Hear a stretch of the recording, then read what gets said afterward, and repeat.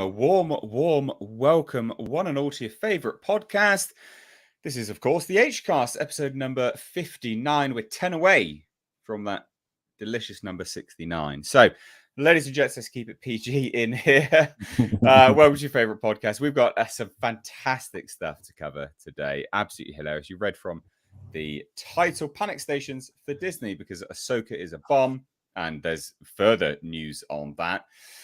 Snow White remake is a bomb. Ms. Marvel is a bomb. I mean, it's nuclear war going off up in Disney's house, the House of Mouse, at this time. It's crazy. They just can't keep a lid on it. So if you're new here, what we do, we take loads of topics, talk them, break them down. We've got a captive panel audience here. We're going to be covering all of this and taking some of your questions via Super Chats as well. Hope you're all well, though. Welcome to my illustrious co-hosts, my panelists here. We've got Tom sorting his back out with his TMNT shirt on there. I see it. And we've got Culture Casino. How you doing, guys? You all right? Yeah, I'm the one with the tight back today for some reason. Yeah. Well, mine's always right.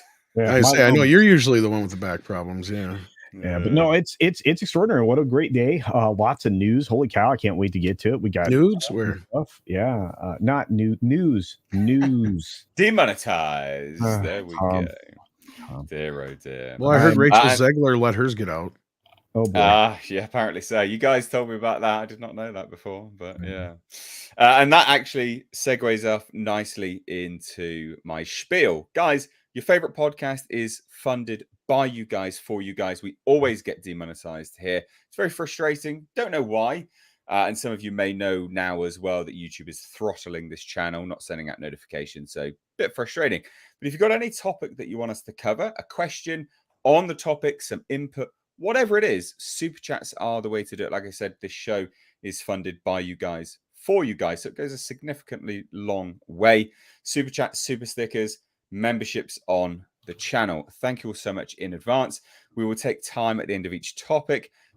We get through them all. It's not something that we pass off for another stream or whatever. We get through every single question. And a lot of them get turned into their own videos on the second channel, which you can find linked in the description box. So hit subscribe over there. Mr. H Reviews Live Archives is a podcast channel, very specific for all of these clips and these full podcasts. But speaking of down in the description box, we've got Culture Casino's channel, as well as Tom Connors of Midnight's Edge After Dark. Please do hit subscribe on their respective channels if you enjoy any of their content. And I will say, just to sort of round out my big spiel, give the video a like. It doesn't help the video out. I don't care about the likes on the video specifically. Hopefully it tells YouTube to tell you that we're streaming. Basically, that's literally the only reason. Hopefully interacting with the video will get YouTube to send out notifications to you. These streams, this podcast episode will get unlisted after the fact. So it's not to help out the video. It's to help, hopefully, tell YouTube to notify you guys. Bit frustrating, but it is what it is. Oh, dear, oh dear. I think that's it, really. Have I missed anything? Have I missed anything or not? Are we all good? We got it. We're good. We got stuff to cover. We got a lot. We do have stuff to cover. So what's new in your respective worlds, guys? Before we shuffle on into our first topic, what's I don't have quite the body that you do, but I went topless on my 10K celebration. Oh, yeah, that is true. So we actually have a big show here, big man, big dog, Culture Casino. He's hit 10,000 subscribers now. How's that feel? It's wonderful, and we continue to grow thanks to your favorite podcast audience out there. You guys are really bringing it, and that's why we love doing this show on Tuesdays and Thursdays. I mean, that's why we're here. Your audience is growing like your beard. That's right. Yeah. I'm going to be looking like Gandalf real soon. I mean, I'm going to have just enough hair, just enough beard. It's going to be great. That works. Oh dear. And how are you then, Tom? What's happening in your world? Right. How's all the surgeries and stuff? We all good now? I'm recovering. I got appointments coming up here this week, but I'm going to open an Ian Malcolm doll just because I can. Oh, very nice. Ooh. You didn't stop to think, just because you can, you didn't stop to think if you should, or something like that. I can't remember the bloody phrase now. And that's the only one I bought, mind you. Oh, there's you put it in a box and he slapped a label on it, and now they're selling him. Dear, oh dear. He's opening it. But He's opening it. use a Jeff Goldblum. It's got to be done. It's got to be done. So, real quick before we get started, Tyler Reeves has been a member for 26 months. So, thank you so much, Tyler. It goes a long way. Membership to the channel really do help out. Tom Workin dropped in with our first supporter super chat of the evening for $5 and says, demonetization for everyone. You get demonetized. You get demonetized. You get demonetized.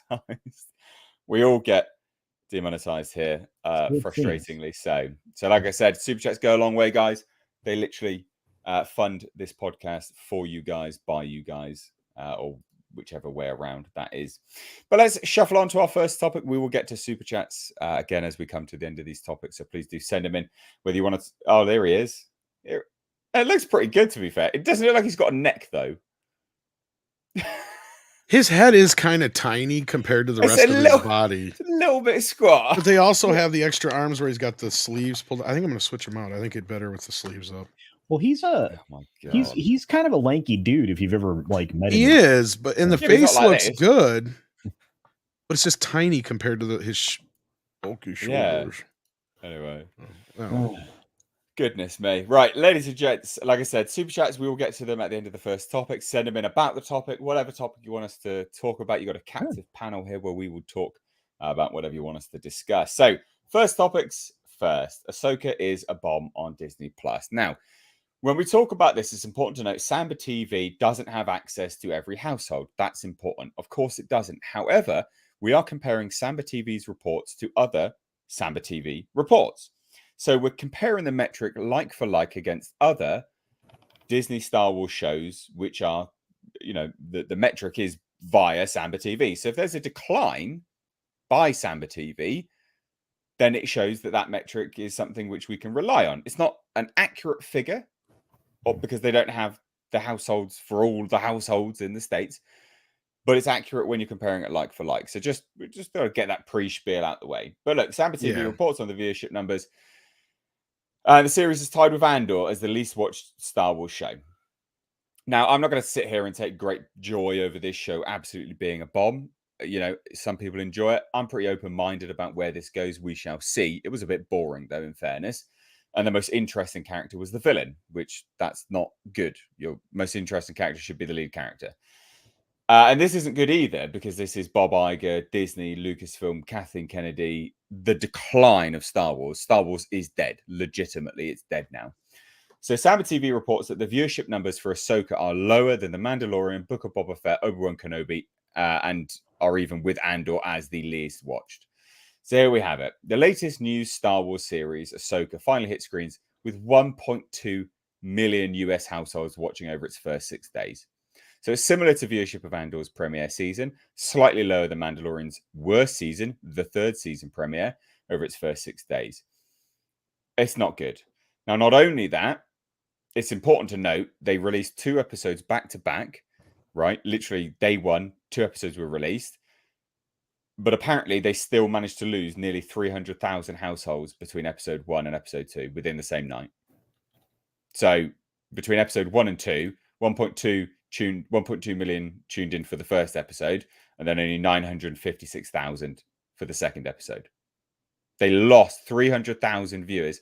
This is why these metrics are important to go by, because they lost 300,000 viewers after the first episode. Done, gone, weren't interested. So what do we think just on that hot topic, ladies and gentlemen? I mean, Star Wars is dead. Legitimately, it's dead. Well, and I think it really shows how... considering that you lost that many people after the first episode, that means one of a few things. Mainly that a lot of people decided, this is way beyond my fan purview. And they were not up to speed enough with Ahsoka and Clone Wars and all that business to keep up with this. So they're like, no, I'm out. The other part is the show didn't leave them wanting more. That's another thing I hear. I can see with this. Yeah, and that kind of is a thing across the board with a lot of these shows with Marvel and Star Wars, as we learn, that they just kind of shoot them and they don't really necessarily plan where the breaks always are, it seems like. And apparently, a lot of these, again, just with Marvel in general as well, like you're thinking about what they do. It's come out more and more now that they don't have a plan. They are literally shooting it. Marvel's Secret Invasion the story was made up as they were shooting it and as they were editing it. So when you're thinking about that, where are the breaks? How can you judge that? How can you plan it? How can you plan that sort of narrative hook to get you invested, to leave you wanting more on every episode? You Exactly. And can't, I can think you? that's one of the main things with Taylor Sheridan's television is, I mean, yeah, you can sit there and I'm not going to argue with anybody that it's really, no different than a lot of, soap opera type writing. But what he Mm, does is he knows how to hook you. He yeah, hooks you at that end with the, you got to come back. And then not only that, he'll drag you into an episode with a hook at the same time. So you got it double ended, right? So you're yeah. already hooked from the last episode. Then when you start one, you're like, oh no, he's introducing me to something more, but I want to know what happened to the last thing.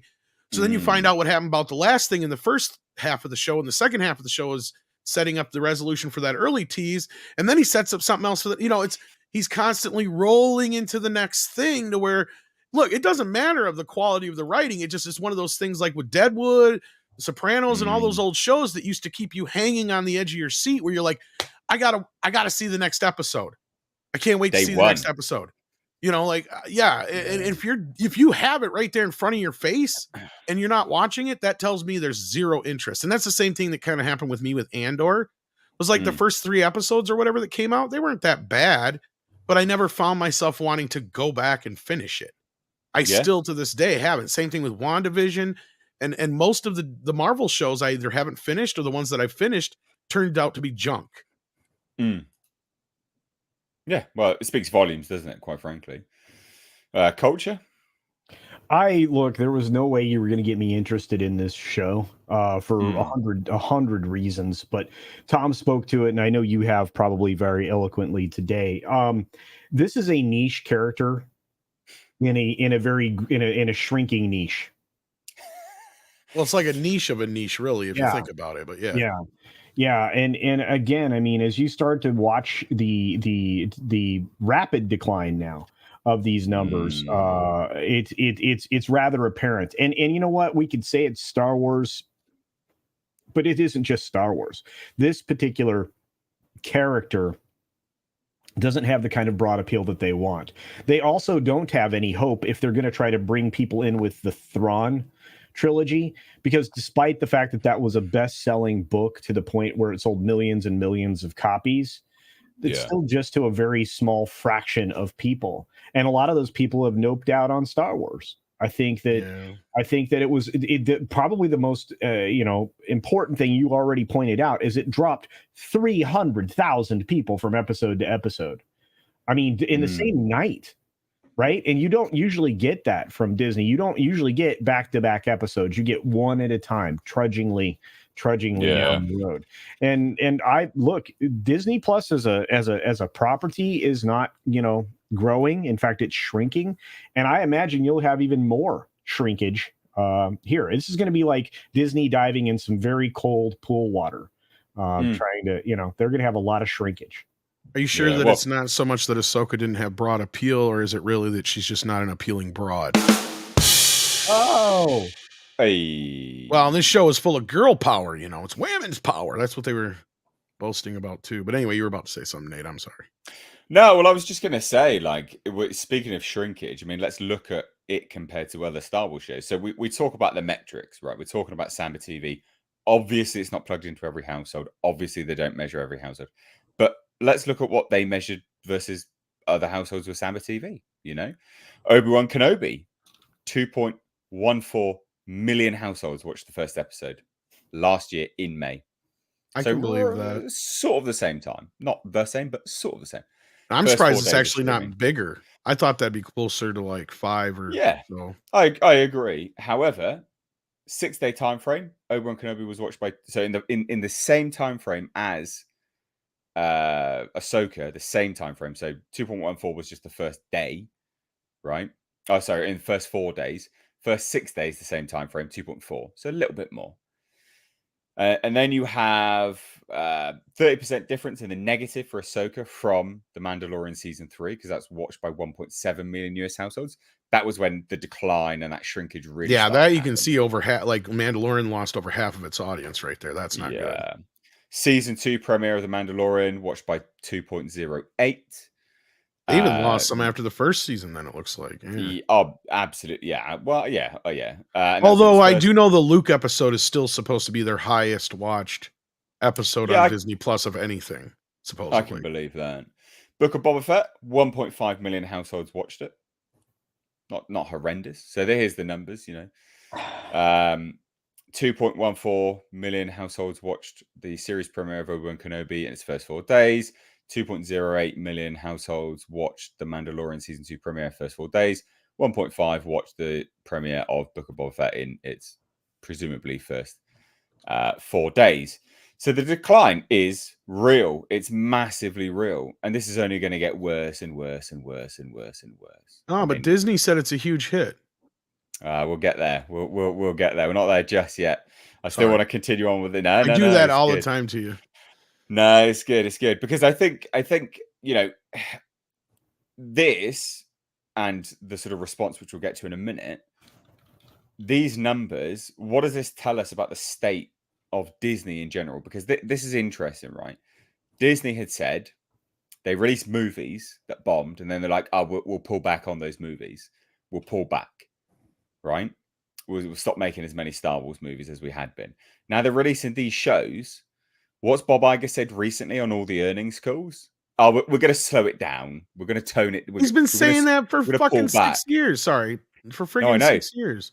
I know, but they did with the movies. They did pull back. But it's funny, isn't it? You release a bunch of movies, they bomb, and then you say, right, we'll pull back then. You release a bunch of shows and they bomb, and the interest is calculable. You can literally watch the decline. Here's where I wonder if there was some truth to, because we had heard it broke down to us in a way that the way the movies work over there compared to the way the shows work, because you got to remember, Lucasfilm, Marvel, Pixar are technically separate studios that are underneath the Disney umbrella, right? So they do they operate independently in quotations, in a sense, but when it comes to releasing a movie, they have to go through Disney. So what we were under the understanding of is Kevin Feige and Kathleen Kennedy could greenlight TV shows until they're blue in the face. And they could do as many as they want and all this other business. But when it came to a movie, that's when they had to go through the upper echelon. And that's where I guess the first time out, that's where Bob was saying, yeah, we're going to slow down in the movies. And then she's just started greenlighting TV shows like they were going out of style. And that's where we all then you jump to what, like last year around this time we heard that rumor where people are telling her, stop announcing these shows. Yeah.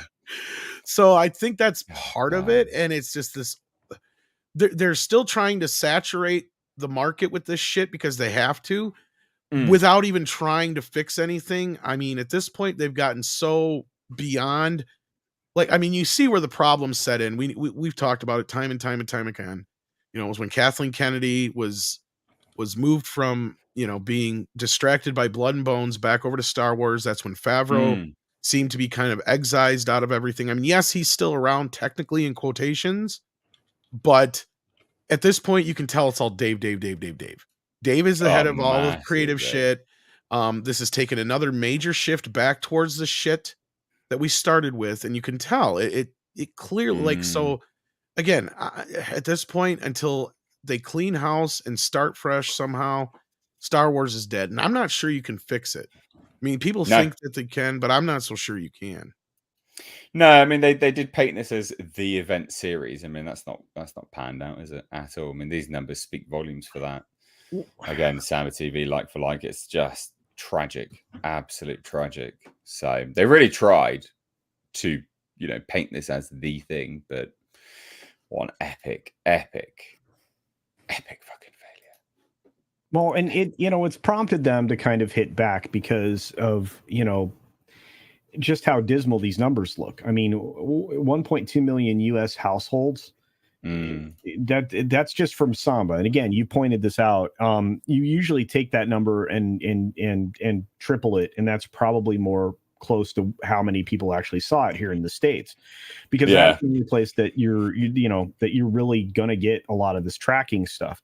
But Disney's going to tout an entirely other number because that's just the way that they are. This is really underperformed in a way that I mean, it's just pitiful. I mean, that's the best number, the best descriptor I have. The best adjective is it's pitiful. I like it. Yeah. Well, we are actually going to shuffle on to another topic, but I've got to introduce a guest that I would hope was going to hop on today. But look at this. We have a celebrity here. Oh, well, I just finished communicating with Samba TV. I had intended to be here on time, but me and Samba got into a little bit of a conversation after Valiant managed to get them to chat with him. Really? And yeah, so we've got some interesting stuff. We got a super chat about Samba, actually, if you want to. Yeah, I don't know if you guys have been talking about it. I'm coming in a little blind. No, actually, your timing is kind of perfect, actually. So what your timing is perfect. Let's shuffle on to our next topic, which is conversely to what you've just been talking about, but the information will be interested to go into. Star Wars has done something they've never done before and basically come out and released an official statement to poo-poo everything we've just talked about with Samba TV. They've never done this before. This is epic damage control, and that's why I wanted to get on that topic first. To talk about it as if it was legit and real and true and there was no statement. Why? Because this is all total bollocks. So I want to hear from you, WDW Pro. What have you heard from Samba TV? And then we'll get to this, because basically they're saying Ahsoka draws 14 million viewers for the first episode. I call utter bollocks on that. So what have you heard? Even the audience doesn't believe it, see? What we are trying to figure out right now, and Samba TV thus far does not have an answer for me as to how this could possibly have happened. But they are claiming, of course, that this is on par with Andor. Okay? So, which I can believe. Obi-Wan Kenobi, 2.4 million households. That's how Samba TV measures it, of course, households. That means that Ahsoka is at 1.2 million. Okay? Now, here's the issue. I can't, for the life of me, figure out how many households with this many people could have tuned in, because when I think of a household, I think of 4 or 5 or 6. So I'm thinking that the whole world's went to the Duggars, right? Exactly. That's what I was thinking. Pro, you are thinking is Disney figuring like each household has 11 or 12 people in it, or what? Yeah. Right, so I've asked Samba TV how this discrepancy can occur. Here's what really gets this muddy, and why I think somebody at Samba TV is going to get fired. Perhaps an intern managing their social media accounts willing to engage with us. But here's the issue. Samba TV has a contract with Disney. That's what we believe to be true. Samba TV actually does Disney's dirty work to some degree. Now, what do you do if you're Samba TV and you come out with one of your clients and you claim that they've hit 1.2 million? The client seems to be reacting with foreknowledge that you're going to do this. Otherwise, you're right. This is unprecedented. So why would they do it? But here they come out with 14 million views. And frankly, I mean, I don't see any way that 14 million views can be accurate. Here's why. How would Disney possibly know how many people are sitting in front of the television? Yeah. Ponder that for a moment. Well, not just that. Okay, so let's say it says 14 million views. So they're talking clicks. That's what they're saying. Maybe. So that's where Disney is going to put their little asterisks on this. I guarantee you, and I bet you, is it playing in the banner? I don't know. I haven't visited Disney Plus in I don't know how long.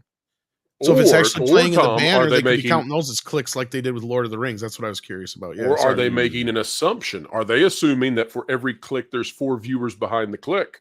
I don't know. That could be too. I don't buy I don't buy this BS, because just so the audience kind of has an idea of what kind of numbers we're talking here.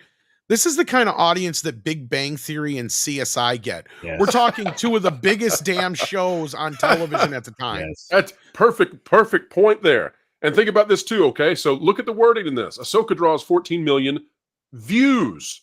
Yeah, so they're saying an actual watch. Do we count, though, if someone watches it a second time? Does that count? Does Samba TV count that? I don't know count if they watch it for 5 minutes, stop, and then return, click again. Yes, that's what exactly. I'm Pro. Yeah, lots of curiosities in these details. But it is telling that this is the first time they've ever done this, because they've never come out and done anything like this ever. No. It's fascinating. So And it's let's just blatant break down their. lies. Well, it is.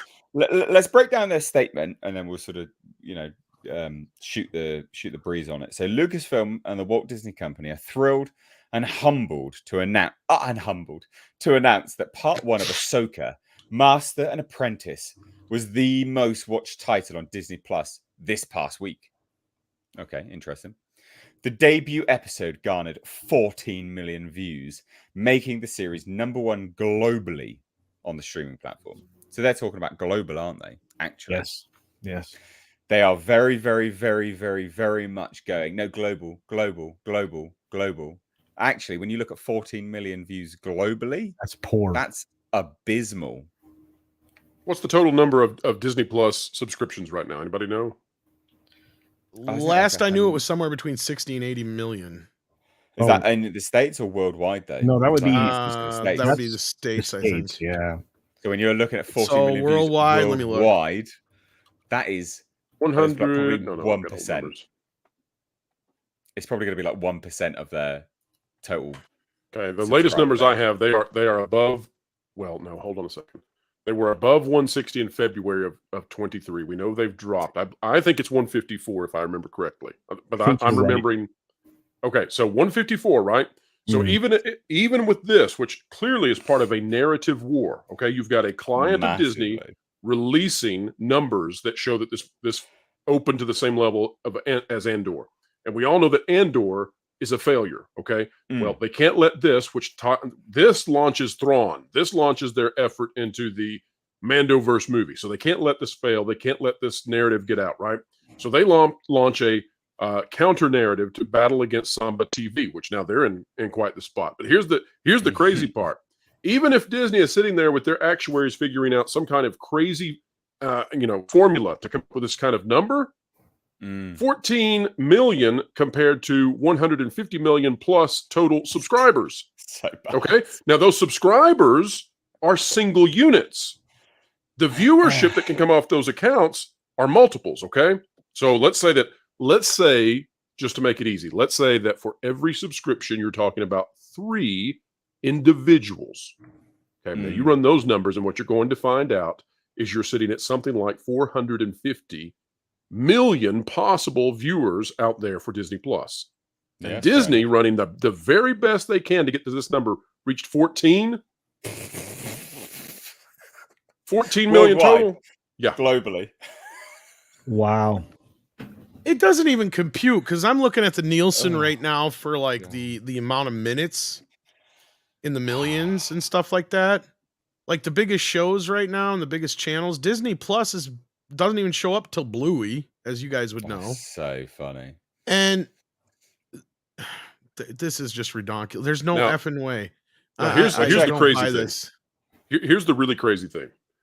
I had heard that Ahsoka, now from sources that I have in Disney, they had told me yesterday, and this can be confirmed by Valiant Renegade, it can be confirmed by Jonas J. Campbell and others who were in the Slack looking at it. Culture, you may have had access to this too. I don't know. But I said that I had heard that Ahsoka was outperforming Mandalorian season 3. Now that's coming from people inside Disney to me. Okay. So that narrative may have already been forming inside Disney to get that out there. Because then when the Samba TV numbers came out, I said, well, that's what my intuition would have said, but it's not what my sources said. So it's all very fascinating. Yeah, well, but this total hogswash, basically. I mean, 40 million viewers worldwide is not good. That's not good. Even the biggest shows on television don't even get a third of those kind of viewings right now from what I'm looking at here. Yeah. But so Kathleen Kennedy, Lucasfilm president, did actually release a statement. Again, unprecedented, never done this before. Why would you do this for this one? So bizarre. Ahsoka has become a fan favorite with people of all ages, and it's wonderful to see her continue to resonate with viewers in her very own headlining series. I want to recognize the fantastic work done by our creative team, led by Dave Filoni, #1 word there, and Jon Favreau comes up #2. Ridiculous. The incredible cast led by Rosario John Dawson. even got mentioned. I know.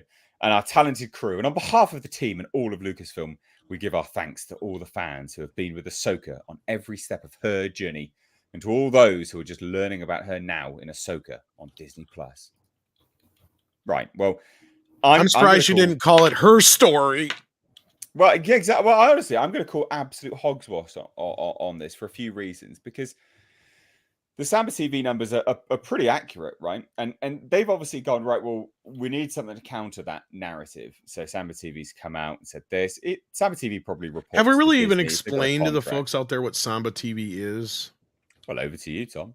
Well, I would say culture probably would be a better. Over to you, culture. Yeah. Well, unless Pro wants to talk about it, but no, Samba TV. Samba TV is an embedded device that is on set-top boxes and in televisions, and by default, I believe it is enabled in the United States on those devices to track all of the things that you watch that it's capable of tracking. You may have to opt in, but for whatever reason, in the back of my mind, I think I seem to recall that it's probably in your opting in when you sign up for the internet on your television or whatever. I'm imagining. Yeah. Largely something like that. But regardless, what they do is it literally gives Samba access to the data around what it is as far as the programs that you view.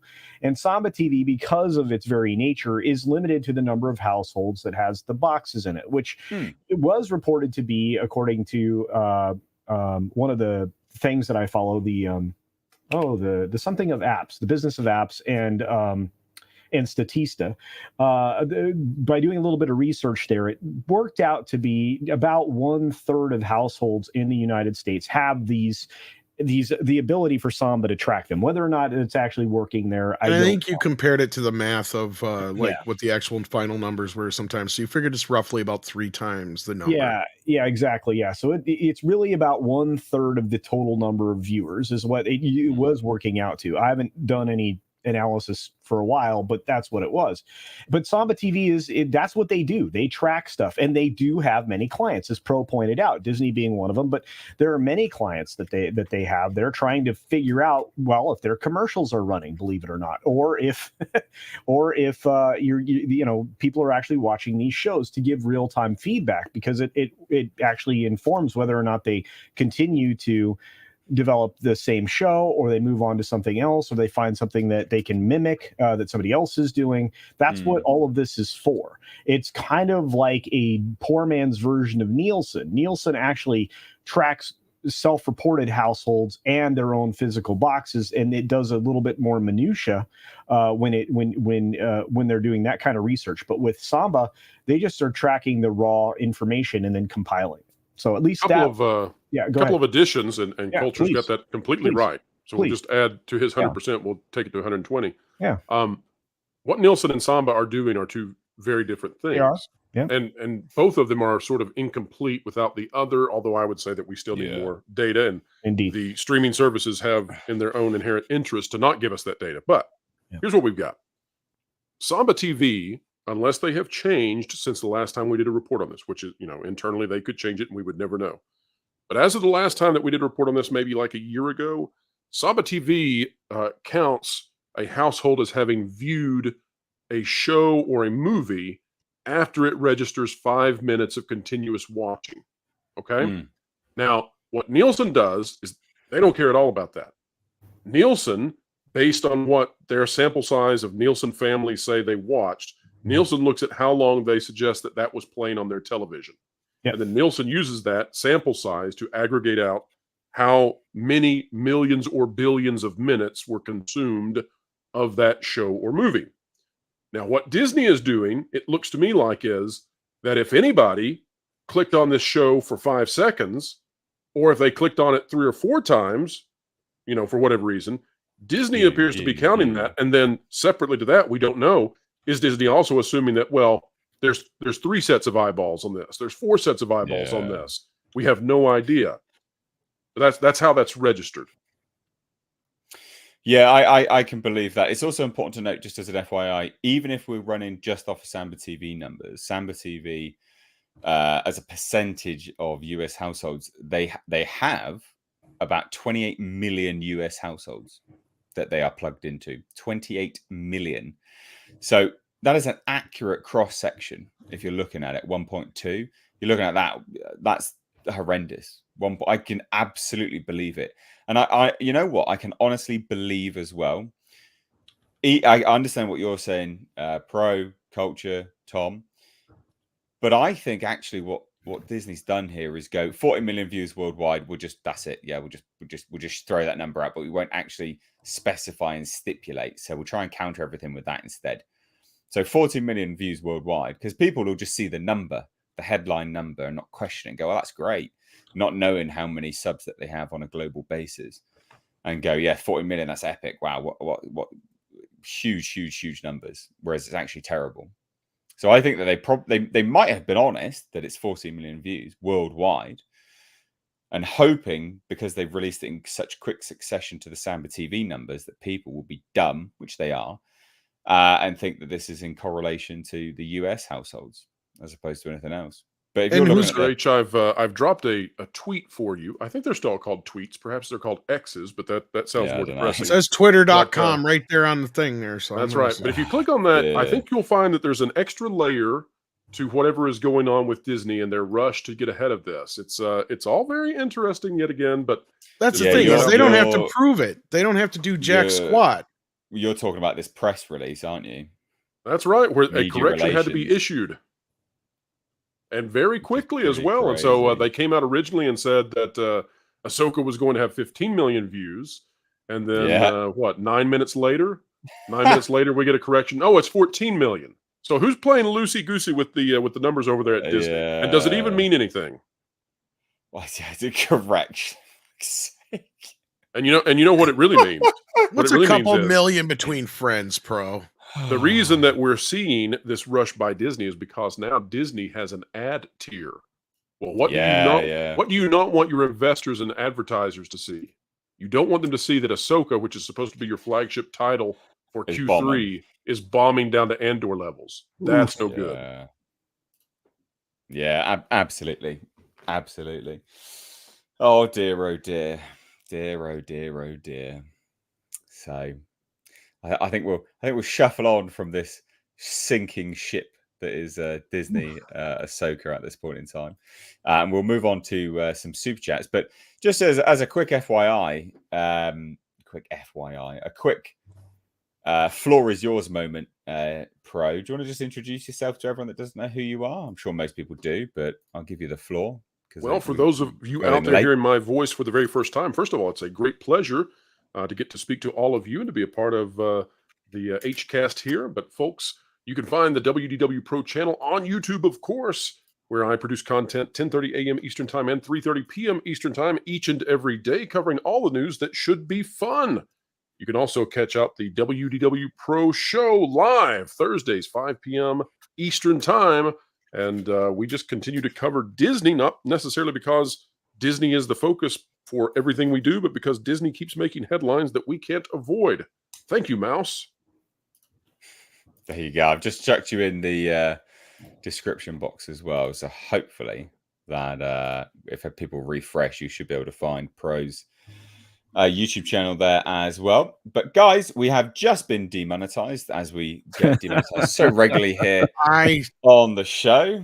Didn't do nothing. No, I know. I know. I blame it on the Tom Connors audio clips that he plays. I blame it on those sound Probably. effects. The clapping. It's probably because I said the F word once. It's all good. But guys, like I try to say, this show is funded by you guys. For you guys, you literally keep the lights on with your super chats.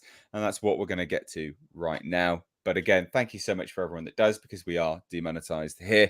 I will say as well, we've got 745 live viewers. Please do hit that thumbs up button on your favorite podcast. Would really appreciate that. It's not for me. It's not for the video itself. It's for you guys, hopefully, to get notified that we are streaming your favorite podcast, because this gets unlisted. So it's not for this, if that makes sense. So let's dive into this. So we got a 20 Australian dollars from D, Australian dollary dues. Sorry, always got to say that. Alien 3, the assembly cut is a good movie. The theatrical cut is trash. This is my hot take for today. You know what? Like, I watched Alien 3 the other day, and I don't hate it. You know, Charles dancing there and everything. It's not, I don't know. if you're watching them back to back, you're like, oh, that's a bit jarring. But if you watch it semi-standalone with a bit of distance from Aliens, it's all right. You know, it's a bit of a guilty pleasure for me. The one which really doesn't hold up, and I've said this many times, is Alien Resurrection. Goodness me. Oof. Big oof. Terrible. Terrible, terrible, terrible. I don't know if you guys have any further thoughts on that, to be fair. I mean, at the time when Aliens 3 came out, I didn't hate it, but I also didn't have the attachment. Like, I didn't quite understand what people were saying, and then I finally realized as I got older, I'm like, oh, okay, I see why people are upset now. You know what I mean? Like, at that time, I'm like, who gives a shit about the kid? Like, you know what I mean? Like that, you know, as a young, you know, you gotta understand, I'm like, you know, when this movie first come out, I was like, what, 1992 it came out originally? I think it was like 12, 13 when I first saw it. So to me, I'm just like, who gives a shit? This is cool. Yeah. But then as an adult, you're like, yeah, that kind of undoes everything they did in the last movie. All of that character development, gone. No, we're not having that. No. Bad character development. Terrible stuff. Pro, are you familiar with Alien at all? Only a wee bit. I don't have a strong emotional attachment to the Alien series, although I wish we could get back to some of those fun action/horror flicks. Those used to, and I'll say this too, I do miss the practical effects and the models that used to exist so incredibly. And I worry that were we to go back into that franchise heavily today, that it would just be a giant CGI disaster. So I miss the days of the little mouth shooting out the big mouth, and it was real and it was scary and it terrified all of our 5-year-old selves. Well, we are actually getting a new movie coming out, Alien Romulus. So we are getting that. Believe it or not. Can you hear my enthusiasm? Oh yeah, you can barely contain it. Oh dear. Culture, want to chime in on this at all? Well, I would like to see the assembly cut, I guess. Have you not seen it? I haven't. Isn't that the one that's on the Blu-ray or whatever? I think I gave up on. Well, I gave up on this film. It's all right. It's all right. It's a little bit better than the original. Yeah. Okay. Yeah. I gave up on this film, and again, I'm a big Alien fan, so you know. Yeah. I'll try to find this, or if I have it, I'll try to watch it. I just, again, I mean, there is kind of a generational thing I noticed, because like I think that's part of it. Is like if you were young enough not to give a shit about the stuff in Aliens. Right. Then you don't have that attachment to it. But if you were old enough at the time when Aliens came out and then you went in to see Alien 3, I could see like all the adults were like, that movie was fucking trash and it completely destroyed everything that came before it, you know, so I could see that being a problem then. And so I think that's the separation. I could be wrong, but I think older people are going to be like, no, I'm good with the first two and that's it. I'll agree with you there. I think so. I will agree with you. So thank you so much for that super chat there, D. And again, thank you, everyone, one and all. You have a captive panel here. You want to hear our thoughts on anything, please do chuck in a super chat. As a member, you get a free monthly super chat. And Olaf Van Ness has used his membership for 10 months super chat here, saying Obi-Wan 2.1 million, Mando season 3 1.7, Book of Boba Fett 1.5, Andor 1.4, this 1.2. Acolyte even reaching 1 million has nothing to connect or draw people in with, right? This is true, actually. The Acolyte could be so low. It could be so low. I reckon the Acolyte will genuinely struggle to hit that million mark. I think so. Maybe 800,000 is a more likely scenario for it. Yeah, that's very realistic. Actually. Wow. Very, very realistic. Although I'm sure Tom's got an update on KKanon. I don't know if he's got an update on that. The Acolyte is not happening. Okay. I don't know where you're getting this from, Tom. She has secretly been fired. She's secretly been fired in her sleep, Pro. You're part of the Lucasfilm. Know it yet. You're part of the Lucasfilm Entertainment Conspiracy Complex. It's KKanon. Oh my god! I gotta explain it to everybody. Well, you've somehow managed to demonetize a demonetized stream. Congratulations, Tom. Well there you go. Double demonetized. So we got £2 from Dark Winter. It says erase the whole sequel trilogy. I wish you guys could just understand this already. Dark Widow for £2 says it needed good word of mouth and failed at that. Ahsoka, yes. Again, as we were talking about, it doesn't have the hook. Dave Filoni's a hack. He's not a good writer. People say he's a good writer, but if you look at Ahsoka from a writing perspective, it's not good.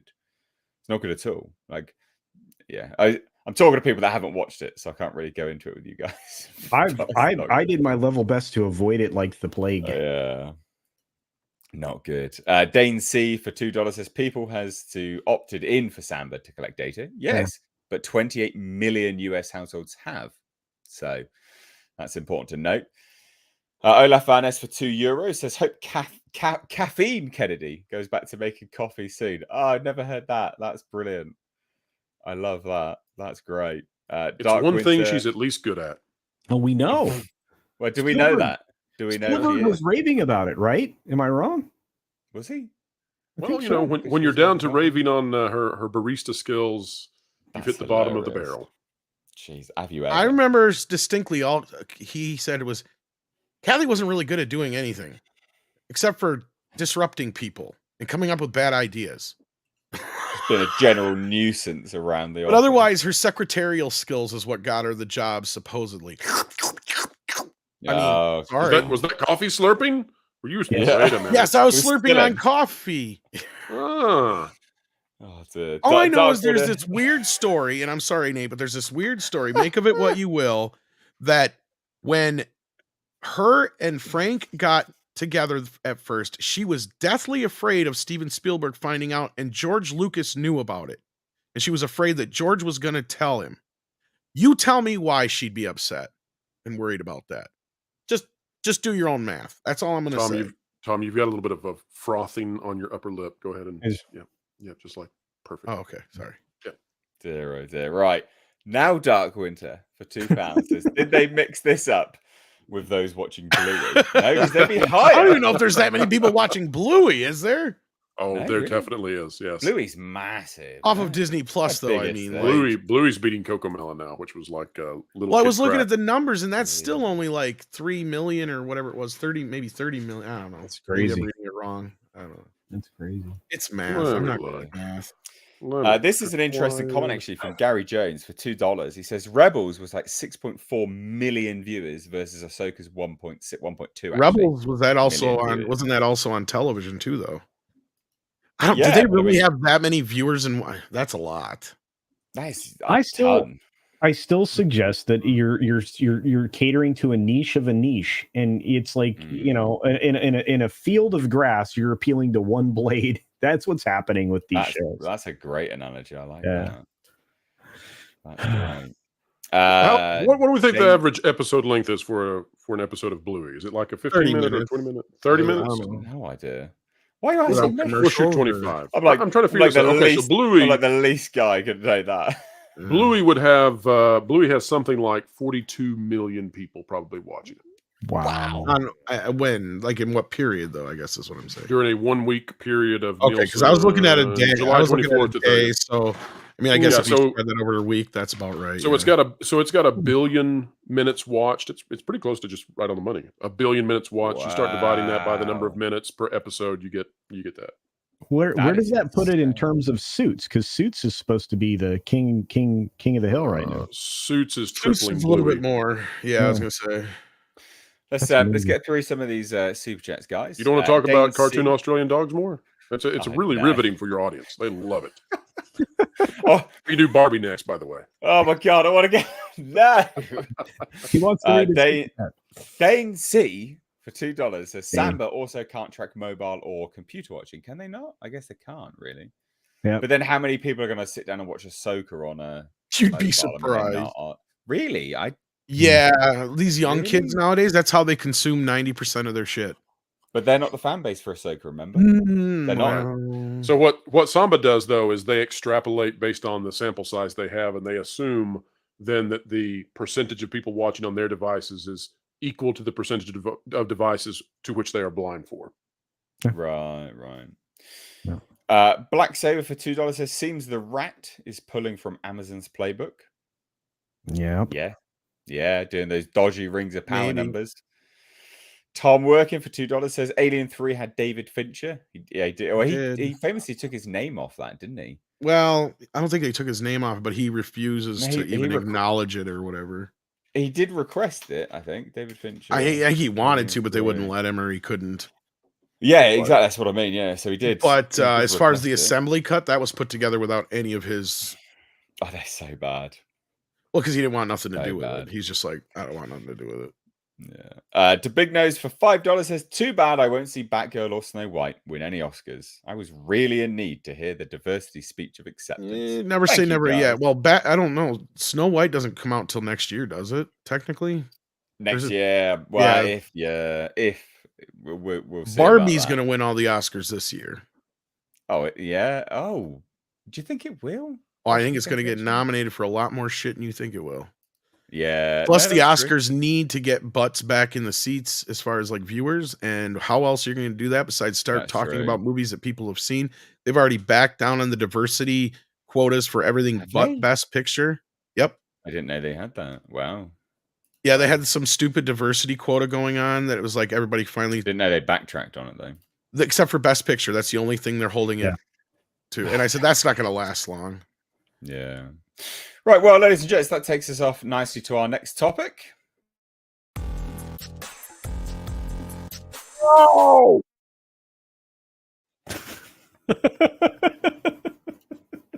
Snow White, is it Cass?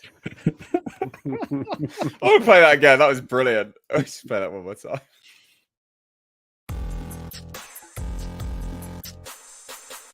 I didn't say no this time. Yeah, you didn't do it that time.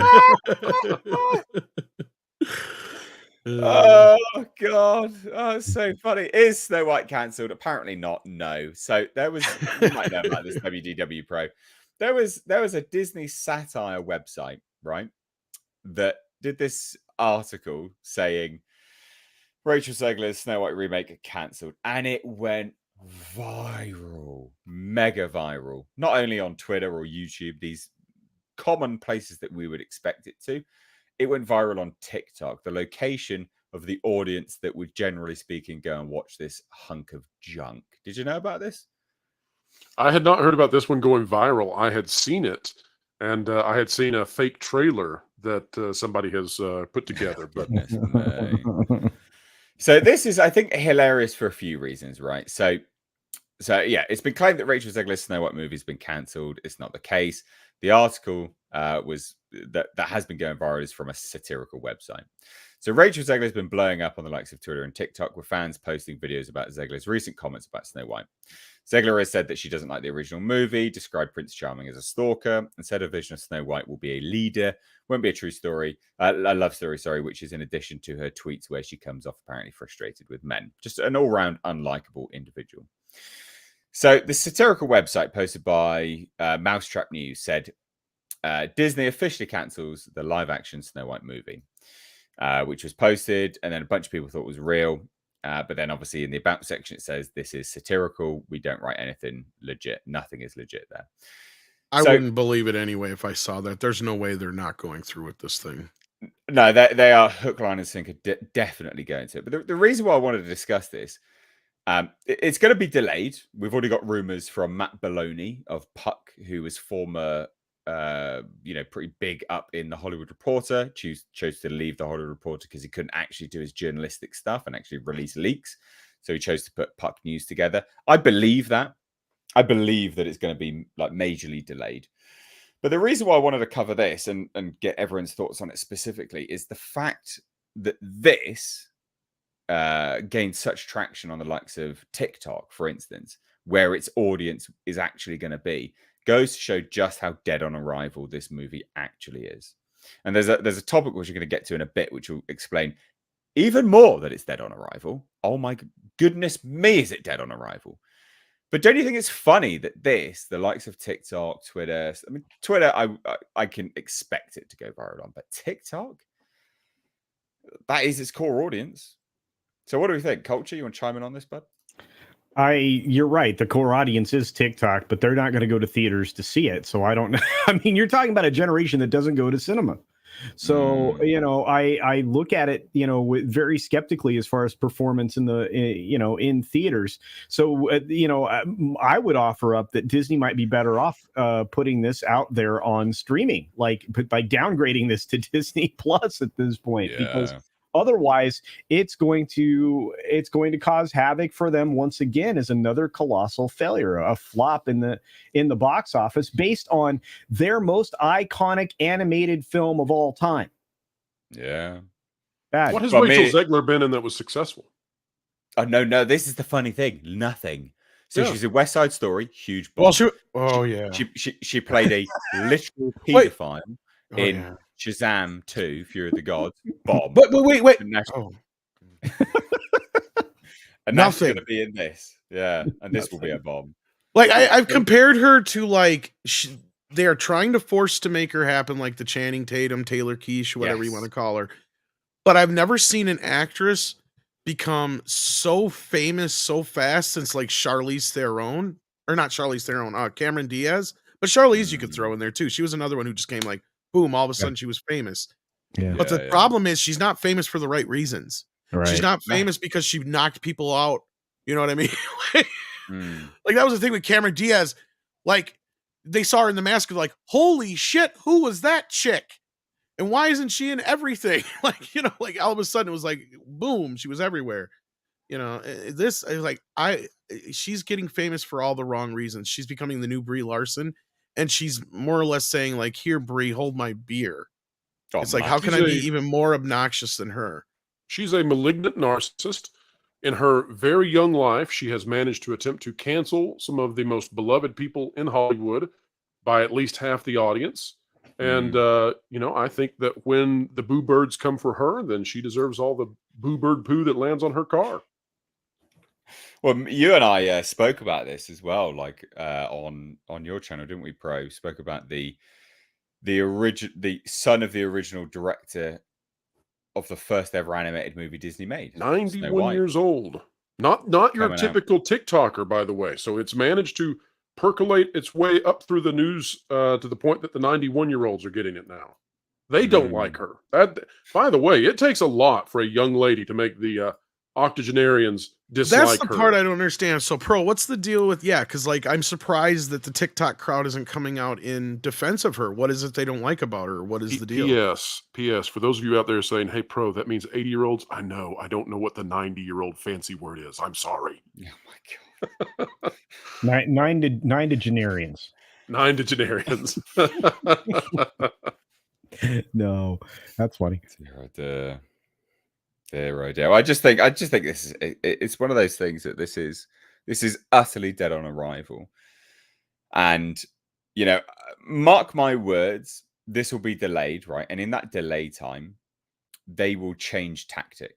So, without a shadow of a doubt, Rachel Zegler was told to say a lot of this stuff. I can firmly believe that was their marketing.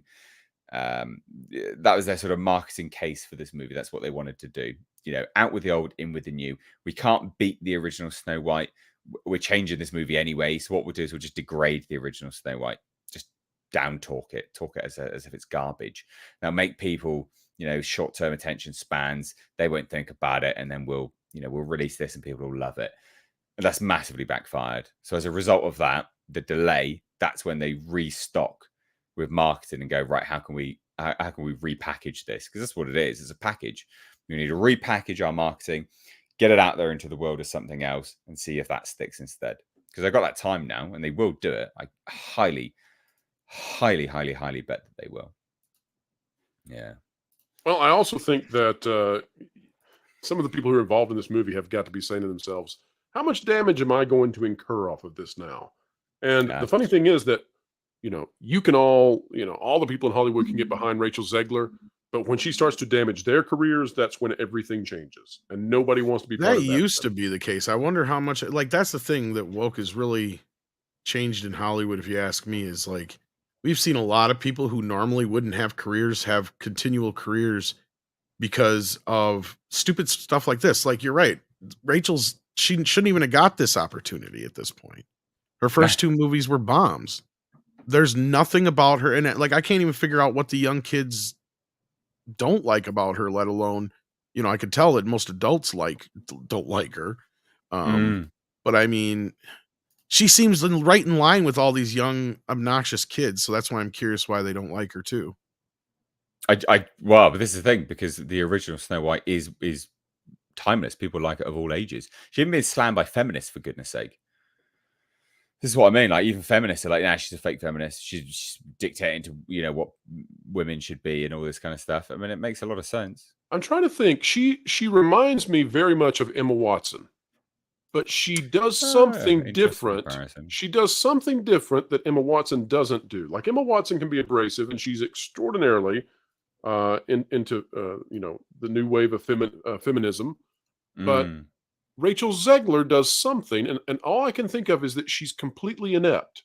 And perhaps because of her youthfulness, people are annoyed when she comes across as a complete know-it-all. Maybe that's what it is. I'm not sure exactly. Yeah, maybe. Yeah, that could be it. But she's managed to piss off quite a few people. So, I mean, if you're looking for an accomplishment, there's nothing, you know, you can't take it away from her. Well, she's taken the mantle from Brie Larson as the most insufferable woman in Hollywood. So, you know. Well played, Brie. Pretty much. Don't worry, Brie. We'll get you back on the carpet. You'll get your chance again. Yeah. Oh dear, oh dear. Right, guys, we've got one more panel guest to drop in here. He's a regular. He's also regularly late on Tuesdays. It's Nick. Hey, what's going on, guys? Oh man, I can't believe Pro's here, man. I'm a big fan. I'm absolutely starstruck right now. Oh man, I can't believe it's Nick, everybody. I can't believe Told I'm you here, he's a Pro. celebrity. Just told you he's a celebrity. Oh, Jesus. How you doing, Pro? Guys. Keep it in your pants. Oh, I was supposed to this whole time. Sorry. That's why we demonetized them. For goodness sake. Come on now. Thanks, Tom. Thanks. Come on now. Right. Let's we've got some more super chats to get to. So guys, if you want to help support the show, keep the lights on. This show is your favorite podcast, is funded by you guys for you guys. So super chats are the way to do it. So we had $5 from ActionCom. It says, when did Suits become the dipstick for measuring successful television? Not a great time for the word dipstick to come out after those last jokes, I'll tell you. Jesus. Well, what's funny about this show, isn't it, that it's like just finally getting discovered after all these years it's been on or some shit? Yeah, I think so. It's one of those like weird. It was on USA forever. I mean, I'm like, this thing, and then it, you know, it died, and then it was exhumed on streaming. So there you are. Oh, there you go. Just found a wider audience, I guess. On streaming. I guess. Olaf Venice for €2 says it's more a new Robin Hood and Maid Marian, right? Yeah, Snow White absolutely is, and we're going to get to that in a little bit. So I'm going to breeze past this. Well, and that's kind of what I was saying too. At this point, they have changed so much stuff about the Snow White story. They've almost backed themselves into more of an original tale in a way. But yeah, you got more on that in a bit. Oh, we're going to get to it. You heard nothing yet. You've heard nothing yet. Donovan Bradford for $5 says she's an independent liberal socialist unless the Queen is a Dem or rep. I don't care what party Snow White's a part of. We'll get to that. Don't you worry about it. See, at least I didn't get it. Saber. I know. God, that's my bad. That's my fault. I should have used that as our segue. Black Saber for $2 says, Pro, do you think they will cancel Primos? What is Primos? I don't know. Well, Primos is an animated series for Disney. So is another kid show. It's about premature babies or something. What the hell is it about? It is a Mexican-American kind of, what would you say? It's like Blue Beetle, but not with superheroes necessarily. But it's one of those Disney... Mutant freaks then. Yeah, I don't know if I'd call it Disney Junior. It's like a 10, 11-year-old kind of thing. But will they cancel it? Well, they just came out with The Little Mermaid, where they have now race swapped all the characters in The Little Mermaid. So, no. And I'll tell you why they won't. It's because we've heard this from Dana Walden. We've heard this from an inside source in Disney who came forward and gave us documents that we put out on the show. Disney is all about having the ability to label their shows as diverse. And they're all about that because that lets them hit their quota that they need. And they need to show those gains in diversity or inclusion shows in order to make BlackRock and others happy. And then not only that, but then their marketing team also needs to hit a certain percentage. I think I think it's $1 billion this year. They need to hit $1 billion in advertising spends for advertisings that occur during those types of shows. Now, does that, is that show going to get huge advertising? No, but it does help them hit their quota. According to the synopsis, it's a series that centers around a large Mexican-American family living in Los Angeles, told through the diary of an eccentric 10-year-old Tater Ramirez Humphrey. Series centers on her as she discovers the it factor that makes her special alongside her cousins who moved in with her for the summer. There's a lot of hers there, aren't there? That's an unusual sentence structure. Anyway, You'd think it'd be called Primus, not Primos. What's going on there? Primus. This is true. Pilgram Media for $2 says you have to deny narcissists supply to cope. Yes, absolutely. And in Spanish, that word is atención. Ladies and gents, Donovan Bradford did sort of kickstart our next topic here, which is actually... We got a segue thingy, a little cartoon again. No, we don't. This culture's not been on it this time, unfortunately. Loser. Slacker. What didn't I do? You didn't make this. I wanted a new segue. Don't matter. We can run the same segue. Well, it's not the same if you do the same one twice now. I'm not going to... Anyway, new topic, ladies and gents. Snow White rumored plot details have leaked, and goodness gracious me, they're terrible. So it's more information about the bandits and Rachel Zegler's liberal They're league. not magical creatures anymore. That was they are tested out with audiences, and it was so bad they couldn't handle it. They are absolutely not. So what it is, the people that save Snow White in this version are called the bandits, right? So they're called the bandits. Yeah, we knew that already, yeah. The male love interest, who isn't a prince, is also a bandit. The bandits are like Robin Hood. They steal from the queen to feed the poor. Snow White herself is an independent, liberal socialist in this version. And with the bandit, she leads a revolution against the evil queen. Why don't they just add Orange Man Bad in there? What? Yeah. I bet you the queen's built a wall. Yeah. At some point, these bandits, when they take the money from the rich and give to the poor, like it's okay if they keep a penance of it for themselves. Go to Goodwill and get some kind of outfit. You look like get themselves their own mansion. Yes, you look like a throwaway John Travolta had a wardrobe from the 70s that vomited all over you. Good Lord, look at that. I mean, look at this dude Look at this dude. What's he wearing around his head? That guy just wandered onto the set. He was looking for pot. Didn't he? We got one dwarf. Ridiculous. The chances the dude in the back is not a dude, though, very high. Look at the costumes. Those look like former attractions costumes. I'm trying to remember where. Oh, come on! Pirates of the Caribbean. An insult to attractions. 1954. Oh, it looks rough, man. So bad. What do we think? Nick, let's get your thoughts first, buddy. You just dropped in there. Is that 70s Lionel Richie there in the lower part? Wow. He's still part of the Commodores, yeah. Yeah. Wow. Oh my God. This who over at Disney thought this was a good idea, even kind of. Well, we can blame Peter Dinklage for some of this. How's he to blame? I must have missed. You really don't know? I missed the details on that. We got to go through that again. No. Real quick, he kicked up a fuss about Snow White and Disney casting dwarfs to play dwarfs, not understanding the difference between the magical dwarfs and the real life dwarfs. Okay. So because of that, Disney were like, "Oh, sorry, King of the Dwarfs, Peter Dinklage. Sorry, we won't cast any dwarfs. We'll get a diverse crew of bandits. You can be King of the Dwarfs, and all of your subjects will no longer get acting jobs. Oh, Dwarf King." Wow, that's what happened. That's an actual conversation. I want to know why the bandits look like they've been cast out of a Magic the Gathering conference in your local mall. Yeah, who decided that was the kind of homeless shelter? God, look at them.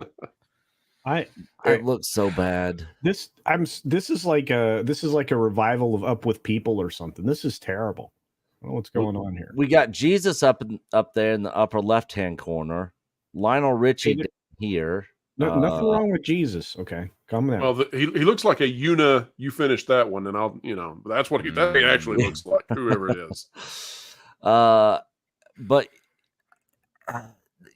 I guess rumor has it that they're going to end up pushing this thing back, maybe making some changes since they're getting some backlash. I don't reckon they'll change anything. I reckon they'll change their marketing tactic.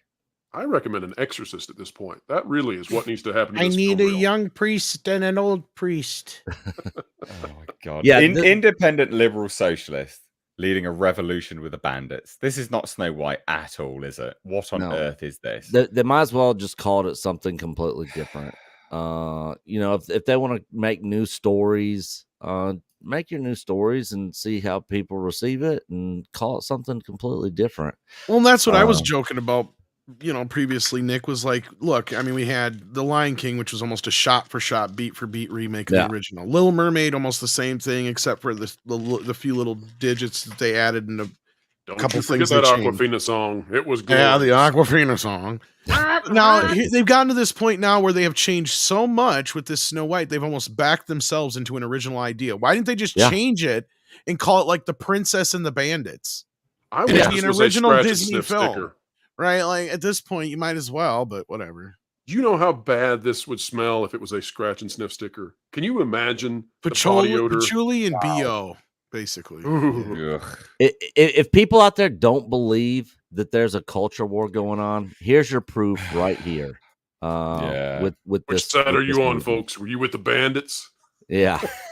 Well, the whole thing leading a revolution. When they said, "Oh, we're going to do magical creatures or whatever," I was sitting there thinking, shit, they were never going to use dwarves anyway. They were just going to sit there and do CGI 3D animated versions of the dwarves, because what makes Snow White and the Seven Dwarves unique? That's the other thing. What are they going to call it now? Just Snow White? Because what makes their version unique was the dwarves.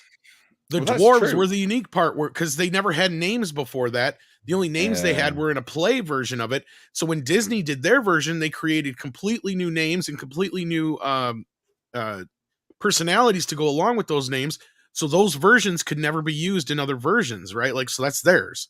Like, that's what makes theirs unique, aside from a few minor story tweaks that they did, which was typical of Disney at that time. And that way he could copyright it and make it his own. So it was Disney's Snow White, it was Disney's Cinderella, it was Disney's insert classic fairy tale here. I just want to have been in the room when these actors received these costumes for the very first time, and they looked at it and said, "What the hell is this?" I'm sure their first thought pro was, they're spending $200 million on this production, and this is my costume. Like, yeah, that's what they were thinking. It's so bad. You raise an interesting point. Gosh. Oh God, I know. You raise an interesting point there, Tom. What are they actually going to call this? Because have they released an official title for this? I don't think they have. I bet you $5 it's just going to be called Snow White. Oh, probably. God. Please let it be. And the Seven Dirty Hippies. Please let it be. but there's going to be 7-0. What will Snow White correlate to in this, though? Because Snow White was originally a skin. So what was Snow White as a name, a title? What would that correlate to? It will say it's her political purity. Well, she's a liberal socialist, apparently. Well, yes, and pro's right. Yes, you're right. So it's going to be like the hood color that she wears. It's a white hood. No. In all actuality, joking aside, pro is 100% right. That's why they've gone out there and they said she is the most just, so she is the most fair. So it'll be the same thing with her name. She is pure as the driven snow, meaning she's a socialist, a communist, whatever. She's as pure as the driven snow. It has nothing to do with her skin color. They'll probably even make some kind of ribbing into that. You'll watch in the movie. But Tom, I bet that there's a flash forward. She's aged, and I bet she's played at the older version of Snow White is played by Michelle Obama. I just feel it's coming. Goodness me. Yeah. I don't know if she can. I heard she's got a. I know what that beat culture. Was. Are you I know okay? what was behind that beat. Yeah. Another thing, if you guys don't believe that there's any messaging or agenda being forced out there by Disney, here's more proof for you in this movie as well. Yeah, no, you're completely right. But I think this will be unequivocally rejected at the box office I have faith. I have faith. So that takes us nicely on to some more super chats here, guys. So again, please do hit that thumbs up button on your way in. We've got nearly 800 viewers watching your favorite podcast, so thank you so much. If you want, you've got back thinking about like the car this movie's gonna buy him when it comes out. Oh god, no! After all the videos you get to make about it, I will make a lot of videos about this. Absolutely, unequivocally. Why not? Absolutely, Yeah. I've ripped this one a new one. Anyway, you throw me off. God, I am so sorry, dude. I didn't mean to do that. Seriously, sincerely. Completely throw me off. Right, we're only 800 people here watching your favorite podcast. Please hit that thumbs up button. That's to hopefully get YouTube to notify you. It's not for the show because this gets unlisted, but please do hit that thumbs up. Again, this show is funded by you guys for you guys. So super chats. You've got a captive panel here. We're going to go through the super chats like we have been periodically, and you can ask us anything you want. So not only does it support the show, but if you've got anything you want to ask us, we've got experts here, fantastic creators with insider information. Ask us stuff. Experts Ask and us stuff. Tom. I mean, you're the fringe even outside of Tom, quite frankly, Tom. Mm-hmm. Just as an FYI. All right, I understand. And we are demonetized, guys, as well. So just go. Blame myself. Surprise.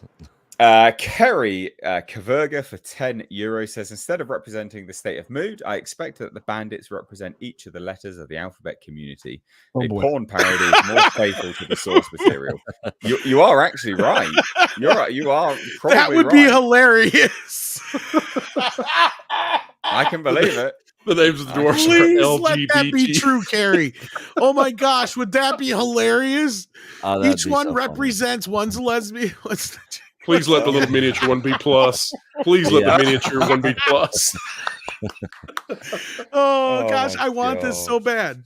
Oh, I could see the money flowing in.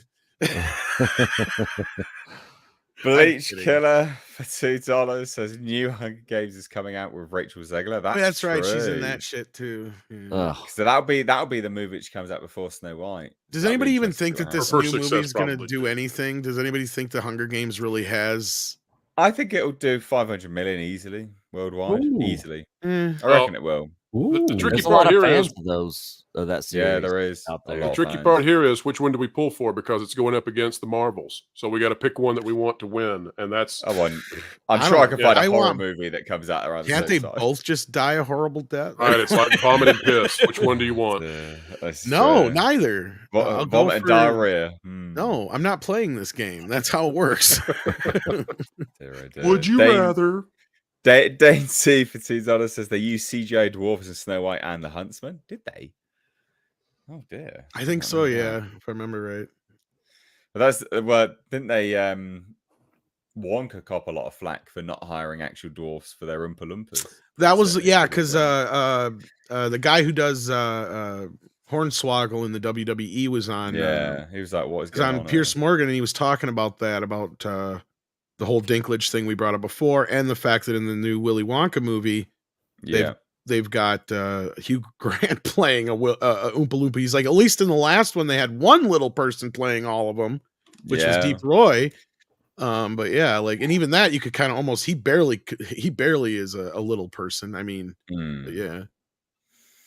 Olaf Venice for €6 says, and remember the statues supporting the roof on their office we see at Investicles? Those are the classic dwarfs. Yep. Will they remodel those two? No, of course they won't. This is just for the movie. They remember that they're very quick to change stuff here and there, but they'll change it back when the net makes money or when one fails. This movie will bomb. They won't change anything because they may add sombreros so that they're Mexican. Oh my god! Oh yeah, I didn't see one of them in there. All the check boxes are not checked officially yet. Dear. There's still time, right? There's still time. There's still time, right? Well, guys, that takes us nicely off to our next topic.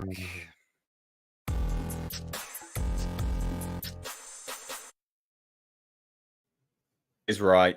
Ms. Marvel was shown on ABC, which means we got new numbers, and it was a huge bomb. A huge bomb for Marvel, which means The Marvels is going to be a huge bomb. This is the prequel to The Marvels, Ms. Marvel.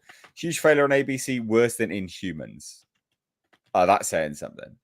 Kevin Feige could only wish for the figures that Inhumans clocked. Now, I did a video on this earlier on the channel, and this is important for a few reasons, because this indicates that it's not the platform, it's the show, it's the character. No one's interested. Unequivocally, no one's interested. No one wants to watch it. It was released on Disney Plus, and it was the worst viewed Disney Plus Marvel show. Then they gave it away for free, and it was the worst viewed Disney Marvel show. So what does that tell you? So let's dive into this and check out some of the figures, right? Because boy howdy, it's embarrassing. It's really bad. So back in July, they announced that Ms. Marvel would be on network TV. So ahead of Ms. Marvel's theatrical debut in The Marvels on November 10th, and worth mentioning is that Ms. Marvel is also the first MCU series to air on network TV, but the series happens to be a huge bust. Now, this is important. Like, they've never done this before.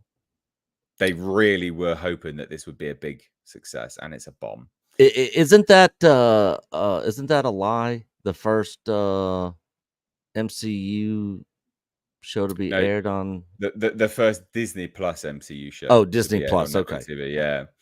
Yeah, that's absolutely legit. So they've kept them under lock and key, paid for, basically. You have to pay. You have to pay the subscription. They don't give them away for free, but they had with this. They had to literally give it away for free. They had to actually give it away for free. So the Ms. Marvel Disney Plus ratings are embarrassing, shocking, etc. They're terrible. So Loki, as a comparison, 2.5 million households watched it. 775,000 households watched Ms. Marvel. That's terrible. Wow. 2.5 million households watched Loki. Not even a million watched Ms. Marvel. Where do those numbers come from? Are those coming from, did they say? I think this would be like Samba TV and things like that. So, yeah. But this is across the board. Even the Nielsen ratings were shown it as terrible. So, not great. But also, important to note, and this is why we use Samba TV, because it's a good metric, because the network TV, the figures are available and they're audited and they're official and we can see them all. It's transparent. And those network TV figures are in line with Samba TV.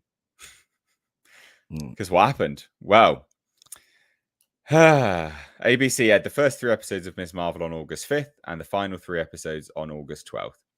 Per the viewer numbers below, there was a huge dip from the first episode to the 3rd episode airing. So that makes sense. Basically, people checked out. They could be bothered. So the first night, Ms. Marvel lost 118,000 viewers, basically.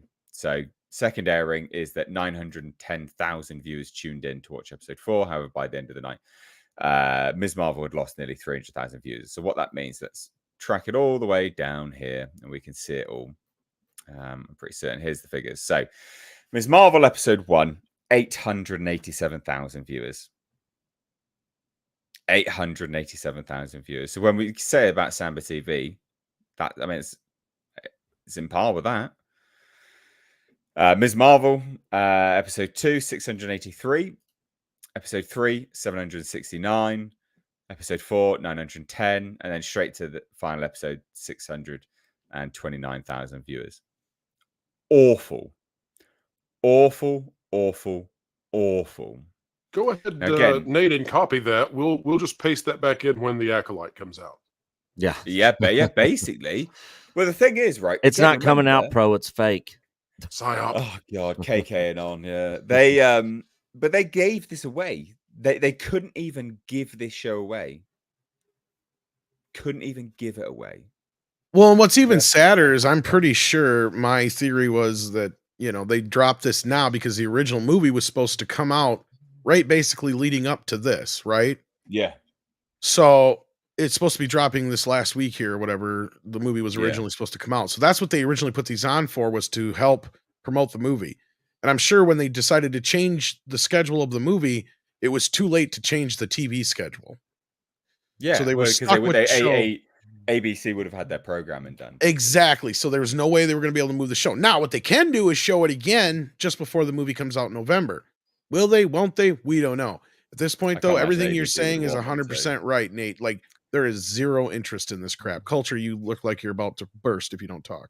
No, I'm just going to say, take these numbers and compare them to what the Little League World Series here in the States reported, the Little League World Series. Oh, probably way higher. Well, I don't know if it's fair to compare that to sports unless it was on at the same time. Well, We got a there were comparison. It's games. funnier There if were you want games it. on at the same time, I believe, during these dates during this part of August. But that's not the point. The last few games, and especially the last championship game, which ended in a walk-off home run, that had 3 million viewers on average and peaked at over 4 million. Jeez. Not bad for ESPN the Ocho. Well, let's compare it for something even funnier. YouTube is free, and YouTubers get more views than that. Yeah, That's true. That's true. Well, again, let's compare it to something even funnier, right? So in terms of other Marvel shows, well, let's compare it to other things on ABC, right? Week prior, July 29th, UFC prelims, obviously beat it, but also America's Got Talent beat Ms. Marvel. A repeat of America's Got Talent had higher viewers than Ms. Marvel. A repeat episode of Shark Tank beat Ms. Marvel. Again, another Shark Tank beat Ms. Marvel. Repeating episodes of Shark Tank would have been more prudent for ABC than showing Ms. Marvel. More popular. Repeats of shows. Awful. But compared to other Marvel shows, right? Crazy figures. I didn't even realize they were as great as this. Again, it goes to show how bad Disney Plus is now. Agents of S.H.I.E.L.D., 8.31 million viewers. The first episode of Agents of S.H.I.E.L.D., 12 million. Now you guys see why I was saying that whole Ahsoka thing is hard to believe. Right? Yeah, massively. Like these kind of views that they're talking are like Big Bang Theory, CSI kind of numbers. Right? Yeah. Like that's baloney. There's no way that, because just by that pure number, that means at least one of us on this panel, is not, if not more than one of us, should have at least watched it and actually would continue to watch it. And Well, I don't think that's that the is case. me, unfortunately. Yeah, well, and I'm sure Nick watched it too because he had to. Yeah. But I don't think the rest of us have. Talking about Ahsoka? So, yeah. Agent Carter. Did you actually watch it? I had to. Ahsoka. Ahsoka. Fuck, you got me saying Ahsoka now. Agent Carter, 6.91 million viewers tuned in for the first episode, 2.35 million for the final episode. That was also on network television, if I remember right, too. Yeah. Yeah. This is what I mean, like for like, right? Inhumans, 5.58 million viewers for the first episode. Somehow they mustered up that much. More people watched Inhumans than they did Loki. Technically, yes. With and final episode, 3.36 million. It goes to show just how far Marvel is falling. I think. I think it also points to why Victoria Alonso was fired. I think it points to why we've heard that, unlike Lucasfilm, that Feige and Marvel, either by their own desires or from leadership up top, maybe Bergman telling them they have to do this, but they're doing a 180 as fast as they can. It'll take them another year or two to get things fixed out, but they have fired a number of the writers who have been involved in mapping out Phase 5 and Phase 6. Michael Waldron, one of the biggest I don't believe names. they're doing that.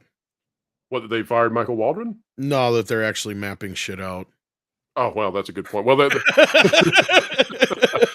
it's going to be like The Last Jedi all over again. But but no, I think that they have determined that they have to go back to their top tier superheroes in their roster. So I think they are going full force into Wolverine, Spider-Man, Deadpool, Storm, all of the characters that they think they can have an actor play and that they can pull back audiences, because really, if you look at Disney and the way they're structured, they've lost Star Wars, and I don't know how they ever get it back, because they would have to retract, and they're not willing to do that. But Marvel, they could get the audiences back to Marvel. And I think I think they'll do anything in their power to make that happen. Yeah, and I think you and I are on the same page of that, Pro, because I just said this yesterday. I said the best thing they could do right now is really just use Deadpool to kind of say, this is it, we're resetting.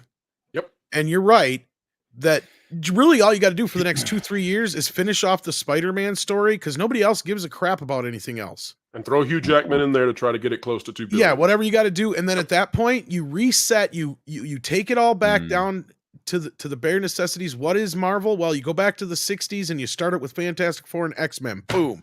There's your starting point. From there on out, we get a new Iron Man, a new Captain America, all that kind of stuff down the road. Right? You start with something fresh we've never really seen yet out of them, but it's also starting a brand new Marvel universe, or a new timeline, or whatever you want to call it. Yeah. I hope Nicolas Yeah. Cage Ghost Rider's in it. That'd be so. There was a And I rumor that agree. he was coming back. That'd be And so I agree. good. Yeah, and that's the whole thing, is it's supposed to be like this endless cameo fest that we thought Doctor Strange was going to be. That's going to be Deadpool 3. And I think I remember saying that to some people back then. I'm like, I bet you they're shooting stuff for Deadpool 3 more so. But anyway, going on, I'm sorry. I was going to say, side note, just as a bit to chuckle about. Weird editor's note. Jeremy from the Quartering does not have permission to use this article. I've means noticed that on explicitly you other do. articles lately. It's been hilarious. I guess Wow. there's been some back and forth between Cosmic Book News and Jeremy lately. I noticed that on another one the other day.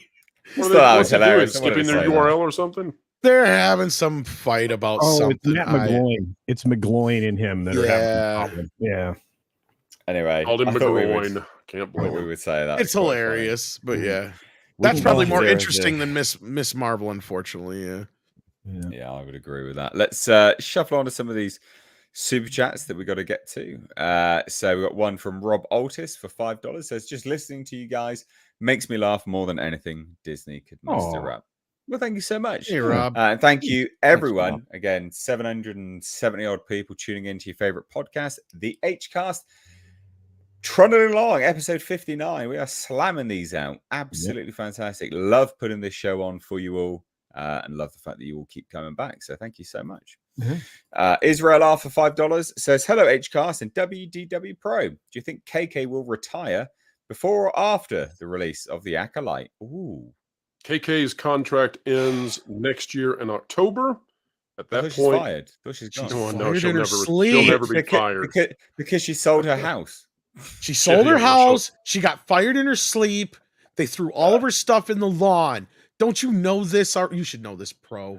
She is part of the super secret society of the Sword of Damocles. Yes. Okay, that's what's going on here. It's KK and on Wait a minute. KK, no. Wait a minute.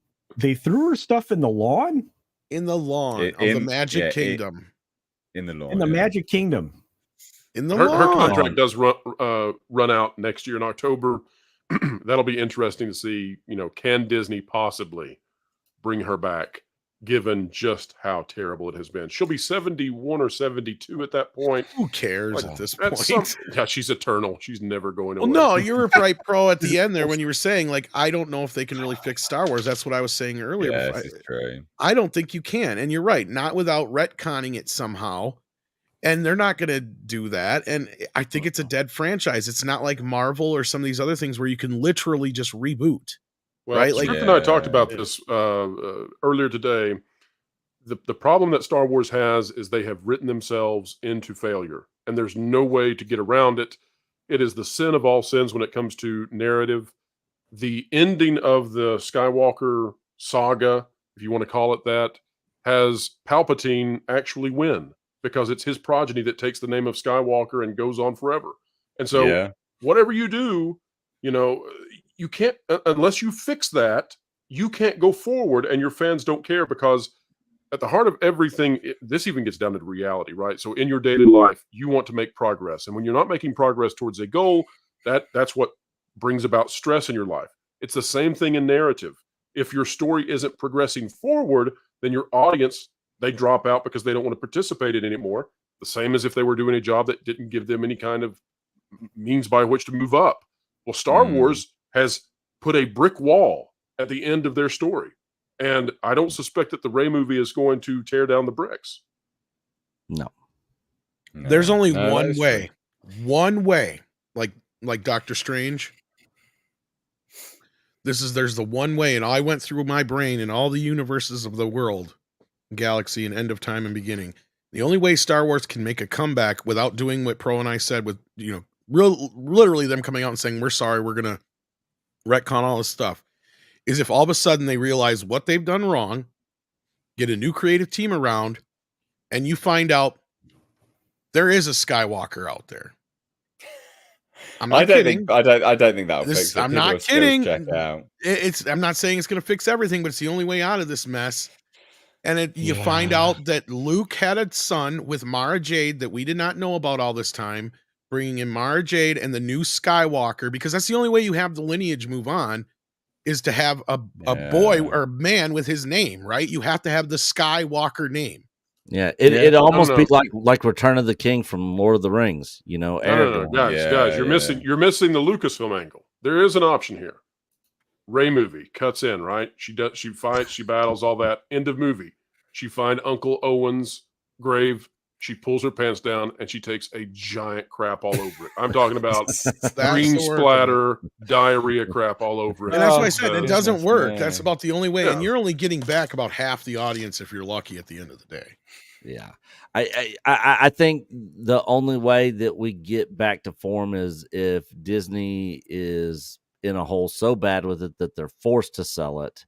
And it's under somebody else and they take it in a completely new direction and do what Tom was just saying. Them doing that under Disney is still not going to bring a lot of people back. No, it's in the fans' hands now. And you know why I say that? What if Ray uses R2 as a urinal? That might really pull the fans. Well, I'm sure there's a porn audience for that, but no, like the only way I see this coming out and we having a resurgence of any kind of Star Wars anything is through the fans, and that's when AI gets to the point where you can actually get good enough to make something photorealistic, and somebody redoes the Star Wars sequel trilogy. Basically, you'll have somebody redo it. It'll get famous because it's, better than anything we got out of Disney. And that's going to finally be when they maybe will admit that they screwed up. But at that point, it's still too little too late. It's not like they're going to adopt the fan versions as the official versions or anything. I don't think George Lucas even got this much backlash in the prequels. How do you? He didn't. No, he didn't, because the proof is in The Force Awakens, Nick. Yeah. But okay. So you're talking about the obvious things that need to be fixed, right? The whole Rey issue, the Rey's the problem thing, right? The Palpatine thing. Well, and I was looking at it as bringing back the Skywalker lineage. Yeah, go ahead. Sorry, Yeah. No, it's fine, Tom. But like I said, you can look at it but there are bigger issues. I know that doesn't seem like there are. Like, for example, how do you force yourself to death? Okay, that's problem number one. This is culture. It's called forced constipation. Get it right. Elvis died that way on the toilet. And now we have like this magical power called Force Skype or something that you can do. Like, just, Is that where you get stabbed with a lightsaber and you survive? I'm losing track now. That's only women survive that, Pro. I mean, there's a whole list of other problems that come along with the last couple of films that Disney allowed to get put together that I don't think you can repair. No, I'd agree with that. Yeah. No, I that's what I'm saying. Like, even at that point, you're still only going to get at best half the audience back. It's a dead franchise. Yeah. They have literally killed it. There's no bringing it back. There's nothing they can do.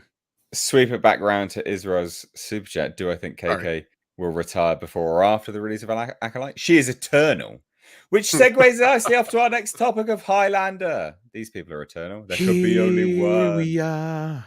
There you go. What a great segue that was. Did you like it? Kings will be princes of you. So Highlander is obviously getting. I'm excited for this. Not a remake. Well, they say a reboot, but it's not. So it's going to be a prequel that ties the TV series with Henry Cavill. We haven't had an update on this for so long. I'm so excited to get an update. Weird. Because this is with Chad Stileski. This could be amazing. If Henry Cavill's Highlander article has an Alzheimer's at the bottom, is that just odd to me? Never mind. I think it's more odd that's what's popping up on your side of the screen there. I don't have any cookies on, so I don't know. Anything Henry Cavill's involved in, I have some bit of faith in it because he is them sticking to the IP of the original story and the details and stuff. He is all for that. So yeah. Well, so this basically is on the Happy Sad Confused podcast. Stileski shared an update on the project because we hadn't heard anything for a very long time, a really long time, probably a couple of years now. and said it's going to be a prequel, basically. So he says, I think we have some very good elements now. The trick is when you have the tagline, there could be only one, you can't just kill everybody the first time. I'll say it for you first. Our story engages a lot of the same characters and stuff like that. Or maybe we'll see the Kurgan. Who would they get to play the Kurgan? Ooh. But we've also brought in elements of all the TV shows. And we're trying to do a bit of a prequel, a setup to The Gathering. Mm. So we have room to grow the property. I like that. I think this is great. Okay, I don't see this as so much of a prequel to the TV shows. I see what he's saying here. He's doing Yeah. what we said they should do. This is a property that has room to be rebooted if you do it right the first time out, and that's what it sounds like they're doing. They're taking all this stuff into consideration, so they know they've got to have room to grow. They can't just, like the first movie, act like these are the last two left and we're done. Yeah. I really like it. I mean, if there's going to be characters that we've seen before, the Kurgan, who do you reckon should play the Kurgan? Well, I don't know where this is at. That's my curiosity, because this is the first we've heard about this in almost a year and a half, almost forever now. Oh no! And because it was April, they were supposed to start shooting, and they didn't start. When then we found out it was because they went back in for rewrites. And at that time, we knew Cavill was attached. Initially, Bautista was attached for the longest time. I don't know if he still is or not. He'd be interesting as the Kurgan. Because we do know that, as far as I know, Henry Cavill is supposed to be playing Connor. Oh, John in the chat says Michael Shannon as the Kurgan. That'd be interesting. That'd be good. Epic.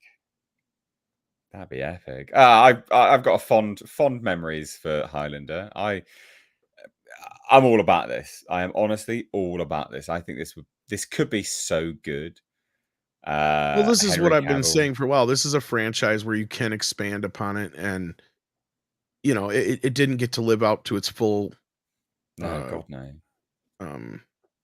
potential when it originally came out. So yeah, and yeah, I'm a huge fan too. So yeah, Culture, you want to chime in on this? You got flowing locks like these guys. I really want to see this film even more so now, because it's a prequel. And it doesn't hinder the previous films or harm them in any way. Provided it doesn't. I mean, we saw what prequels can do. Thank you, George Lucas. But I think that there's a lot of room here, and I think it'd be great to revisit the current. I think this is still going to be a complete reboot, Culture. I just think he's saying that, like, this isn't going to be like a remake of the first movie, more so as it is just setting up the story. Okay. Unless I'm misinterpreting that. No, I would agree that that's what it sounds like. He's spot picking elements from everything that they like to create a prequel to then grow out the franchise. That's what it sounds like to me. Okay. Yeah, because last I knew, Cavill's playing Connor McLeod. So you can't really do a full-blown prequel if that's the case, really, because we've seen that already happen. So it has to kind of be this reboot type thing, doesn't it, really? Yeah, but what I'm saying and what I think he's saying is it's not going to be a straight remake of the first movie. It's going to be more or less setting up what this whole universe is about, more so than, beginning to end story like the first Highlander was, self-contained. Yeah. I love it. I think the Highlander is great. Like the first one was so bloody good. Such a great concept, great idea. They did shit the bed as they went on. I'm not gonna lie, they completely shit the bed. Well, and part of the problem is because they didn't have the mythos set up yet until the series really kind of expanded upon that. And I think that's what he's saying here, is they're going to be using all of that mythos, bringing it in here. There's going to be a lot of other immortals to where it's not going to be like an end right away. And then what would we do? Kind of a thing is what I'm saying. Yeah. I think he's saying it. Pro, you want to chime in on this, bud? Oh, I think this is the way you do it. This is the right way to get started, and I wish them all the best. I'm interested to see how they go with this, and I would love to see this be one of those franchises that has the opportunity to flourish. But as of right now, just not enough info yet to make sort of a judgment as to the merits. Yeah, Nick. I agree with what Pro just said, but I agree with what you say, Nick. Gosh, you guys are twinsies together. Yeah, besties. But going back to what I said earlier, if Cavill's involved, I think they're gonna honor the original material of the story, and fans of the Highlander, I think, will more than likely probably be happy with what they end up doing. I agree with that. Is my guess. Yeah, I would agree with that. Pro, you need to hop off now, don't you? I thought I'd segue off now before we get off to another topic that could extend a bit longer. So, Well, I do have to. No, joke there.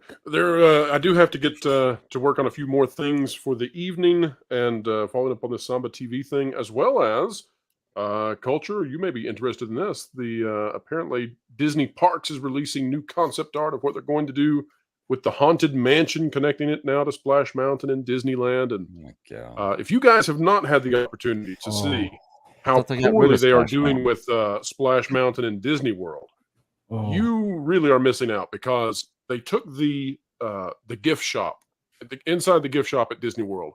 They had these fantastic carved faux paintings of the Brer characters. Okay, Beautiful. they took those items, removed them, because of course you can't have that anymore, and they replaced them. Now you would anticipate that Disney Imagineering would be so fantastic that they would make these brand new Tiana, Bayou Adventure, Princess and the Frog carvings. Nope, they went to what looks like a discount Etsy, forestdecor.com, and found generic wildlife carvings that anybody out there can get. So get your Splash Mountain memorabilia right now, folks. That's Go to insane. That's right. Go to Forest Decor and get the items that are seen in the gift shop now. But that's what we're covering. And Nate, big thanks to you for having me on the show. Such a pleasure to make it on for the very first time. Anytime you've got Nick on here, I'll be there. Wow. He's here Tuesdays and Thursdays, my dude. We've He's bonded. always there. We've bonded. So yeah. Yeah. Well, I guess I'm Okay. stuck with that promise, eh? Screw No, the good- pro good. show on Thursdays. We're done with that now. I'm with Nick. Good to have you on, dude. Nice to have you here. I just Later, chucked out all, the and invite just in everybody case. take care. Thanks, See you, pro. Peace out, man. Well, there you have it, ladies and gents. Please do check out everyone's channels linked in the description box. Again, WDW Pro. Please do check them out. Check out everyone's as well. If you've liked any of their input, more of their content is on their own channels. So check them all out. I want to move on to our final topic for today. And boy, howdy, we're ending on a funny one. Oh, it's a funny one. Cultural appropriation, in fact. Culture Casino. Cultural appropriation. They're Well, appropriating it is. me? No, they're appropriating me. Oh. Robin Hood. Robin Hood Oh. for Canadian TV is now, well, it's basically BLM. Oh no. I know that sounds like, oh, what, really? Careful. No, genuinely. Robin Hood with a Y, and the Hood is her hip hop band, and she robs from the rich. Doesn't say to give to the poor. It literally just says rob from the rich. What am I talking about? Talking about this. Wow. Oh yeah, I saw this the other day. Oh, so cringe. Oh, it's mad. Honestly, you hear about a Robin Hood remake, you go, yeah, it's probably going to be this, isn't it? Yeah. It's everything you think it's going to be. There's no surprises here at all. All the evil guys are white. The sheriff, a white woman. It's such a joke. It's so bad. The head of the housing developer, a white bloke. So this follows fearless heroine. This Robin literally comes Loxley. off like an SNL skit when SNL Oh, used to be funny. yeah. Mate, honestly, anti-authoritarian masked hip-hop band, The Hood, as they call out injustice and fight for freedom. Fuck this. Honestly. $1 billion idea. Good job, guys. This is gonna crush it. It's so bad. That's right. Let's go to the hood where Robin's gonna hood. We're gonna show you what the hood's like. That's right. Oh, I was getting into it. Well, there's more. They gotta fight the white man. That's right. It's the bad guy. They're gonna take from the rich white man and they're gonna give to the poor hood peoples. Join us on CW's Robin Hood. Come this fall to whatever streaming service this is on. Black Power. Culture's the backup dancer. I am for the commercial. Come on. Oh, it's so funny. Right.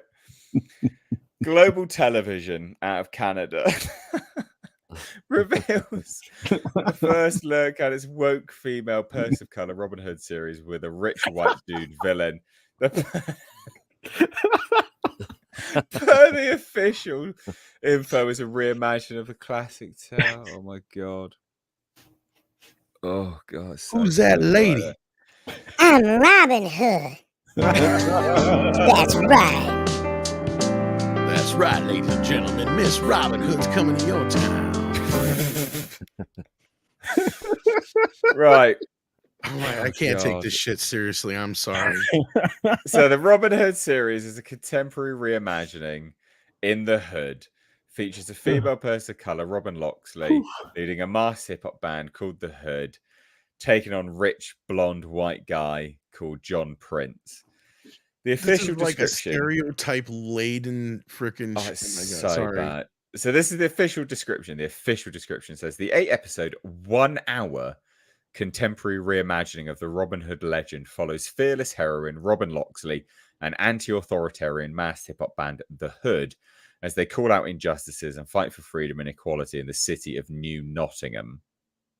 Fuck off. The official synopsis: Robin Hood follows Robin Loxley, a young woman whose masked hip-hop band The Hood is known for their inventive videos and anti-authoritarian message. She lives in Sherwood Towers, a community of rental high-rises in working-class corner of New Nottingham, where the cost of living has skyrocketed. That's right. Basically, yeah. Leaving an ever-widening gap between the rich and everyone else. Just the rich and everyone else. All right, cool. When Robin finds herself fighting for her home and her family against a property developer. Oh, no. I mean, it is, isn't it? John Prince and the Sheriff of New Nottingham, Robin and a band, The Hood, decide to fight back, righting the wrongs of the corrupt elite. It sounds like the property developer just wants to buy the tower and develop it into better places. That's what is always funny about these stories. Isn't it hilarious when they're like against this shit? It's like, wait a minute, you hate where you live and you don't want to live there no more. You got some rich developer who comes in who wants to buy the place, and it's like, this has been a plot in how many movies? Is after a while, it's just like, take the money and run. Yeah, what the fuck take are the you money. doing? Get out of your shithole. Get out of your shit house. Take the money and look. Anyway, guess the villains. All the white people. The only two white people on the there. only two white people. You got it in one.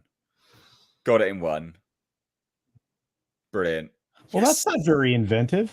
No, it's BLM. It's Not only BLM, that, the she's a TV redhead, so that's a double whammy. Oh, double bad. They had to throw the ginger in there. And if he's German or of Honestly. German descent, Yahtzee. Yeah. What is it? What are we?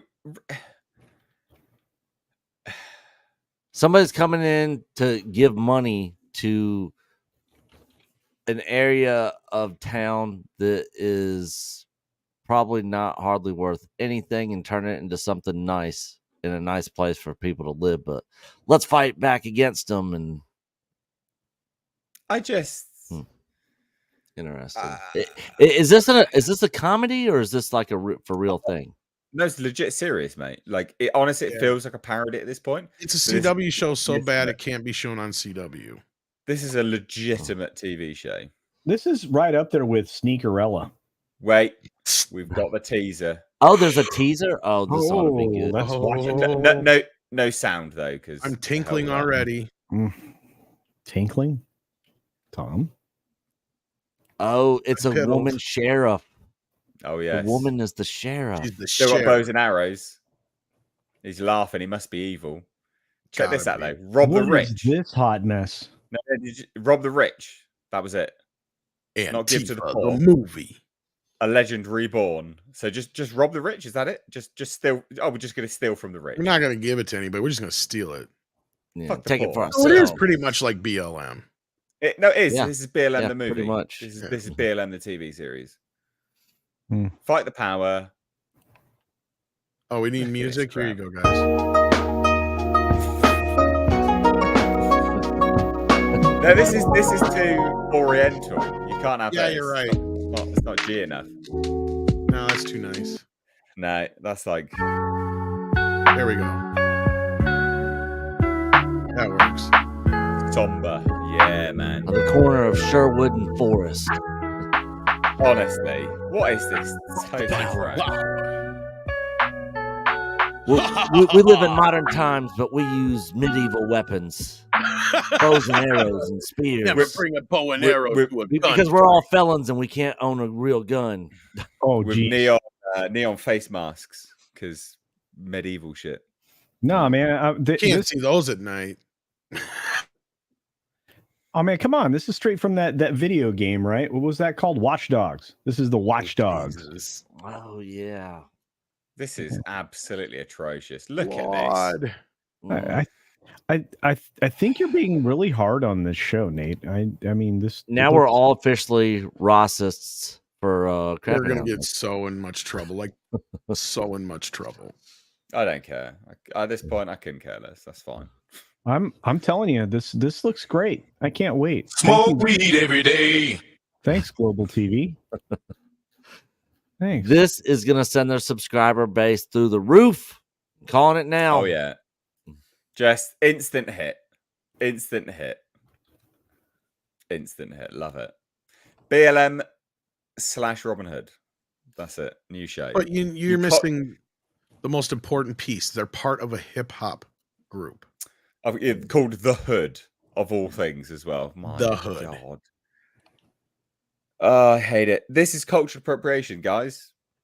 This is an English folktale. Cultural appropriation. In fact, it's actually based upon real history, loosely. It is. It's Mhm. two. It is. There's actually two people that make up the character of Robin Hood. I actually did a deep dive on this once. Yeah. Who are the Cultural two people, Tom? appropriation. I'm right Cultural here. Appropriation. I'm good. Outrageous. No, not Outrageous. culture casino appropriation. Oh. Cultural. Oh dear. Let's get some super chats now. I thought we'd then have that as a funny topic anyway. So we've got Istari Azul for $1.99 says, who is everyone's least favorite MCU character? She-Hulk. Ms. Marvel. Yeah, Oh, somewhere yeah. between She-Hulk and Miss Marvel, probably. Yeah. Ms. Marvel's annoying. At least I can laugh at She-Hulk. I've been asked this question a couple times in the last few days, and my answer keeps changing. I think it's going to be She-Hulk. Wow. Too kind. WandaVision is the biggest. Wanda is the biggest disappointment because of WandaVision between that and Doctor Strange. she's But not a bad prior to that, character. she was fine. Yeah, and I don't hate the actress, but yeah, as far as the two that I cannot stand, it's got to be those two. I definitely Don't hate can't. the actress, hate the game. No. In this case, I can't stand the actor either.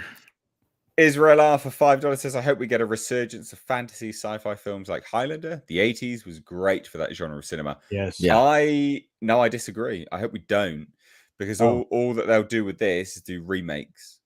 They won't make new stuff, fantasy sci-fi films. They will just do remakes. So no, I actually disagree.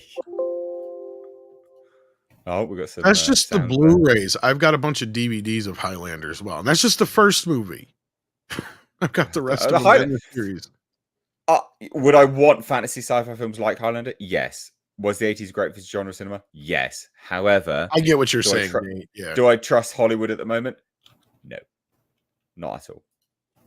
And Mexican honestly, the Iron Man, time for that would have been during what's that show that was on HBO, the dragon one, House of the yeah. House of the Dragon. Yeah. You're right. You are right, actually.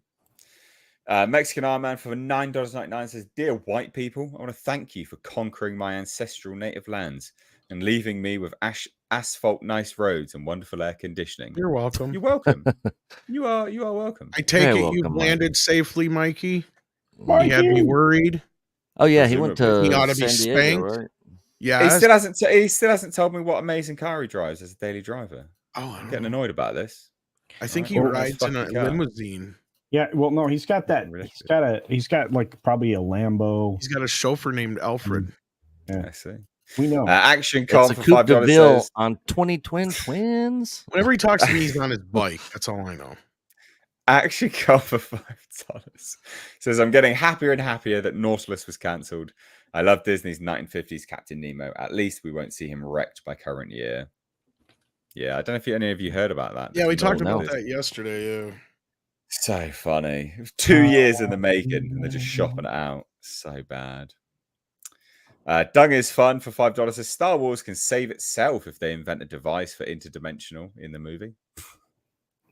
I still think they can fix it all really simply. Just he's replied. No, this is more important. Sorry.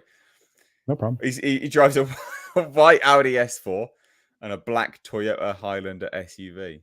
Good choices. Good choice. What about Good Alfred? choice, You put Mikey. him out of work. Good choice. Good choice. Good choice. Yeah, he's not. No, notice he's not buying American. That's honestly that Toyota. You can't go wrong with Toyota. Actually, you'd be They're great. surprised. No. There's a lot more foreign cars that have American-made parts than American cars that they have more foreign parts in them. The Mercedes I drive was actually built in a Yeah, only in the town just States. about less than an hour away from me. Only in the States. They won't do it elsewhere. And I The think AMGs though, they those motors are built in Germany. Hand built. And I think that the S4 is a great car. So there you go. S4's nice. Not bad. Yeah. Not bad. Right, ladies and gents, over to my panel. What have you got going on? Culture. What's happening in your world, buddy? Right now, let's see. We've got a couple videos came out today. One on the VFX union for Disney and how that's going to fudge them pretty hard. And then I did another video that is something else on my channel. So go check that out. There's 2 great videos there today. And then I've got some live streams coming up, and that's it. I only get a couple seconds. So. Perfect. Nick, what's going on in your world, buddy? Ahsoka episode 3 reaction tonight. Review or reaction on Patreon. Review will be up on the channel tonight. We'll be watching that.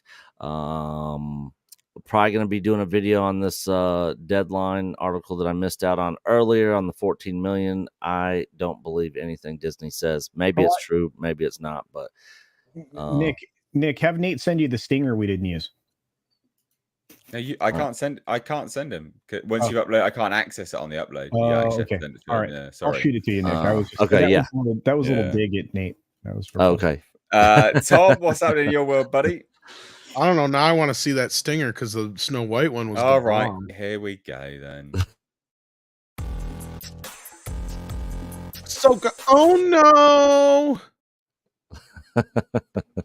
I had to come. I need to get used to using the stingers. That's why I missed it. I want to use them. See, because I do that all the time. I got to ruin everything. My bad. Sorry. Anyway, ladies and gents, that about wraps it up here. We've got an action. Midnight Edge After Dark for Tom Collins. We've got an action-packed stream on Thursday, so please do come back for that. Starting 2 hours earlier at 7 p.m. British Standard Time. But thank you all for joining. Your favorite podcast, hit that thumbs up button on your way out. Why? Because hopefully YouTube will then tell you when we stream the second show of the week on Thursday. But that's about it, guys. From me and everyone else, thank you so much for joining. Take care. Bye-bye now. Bye, guys.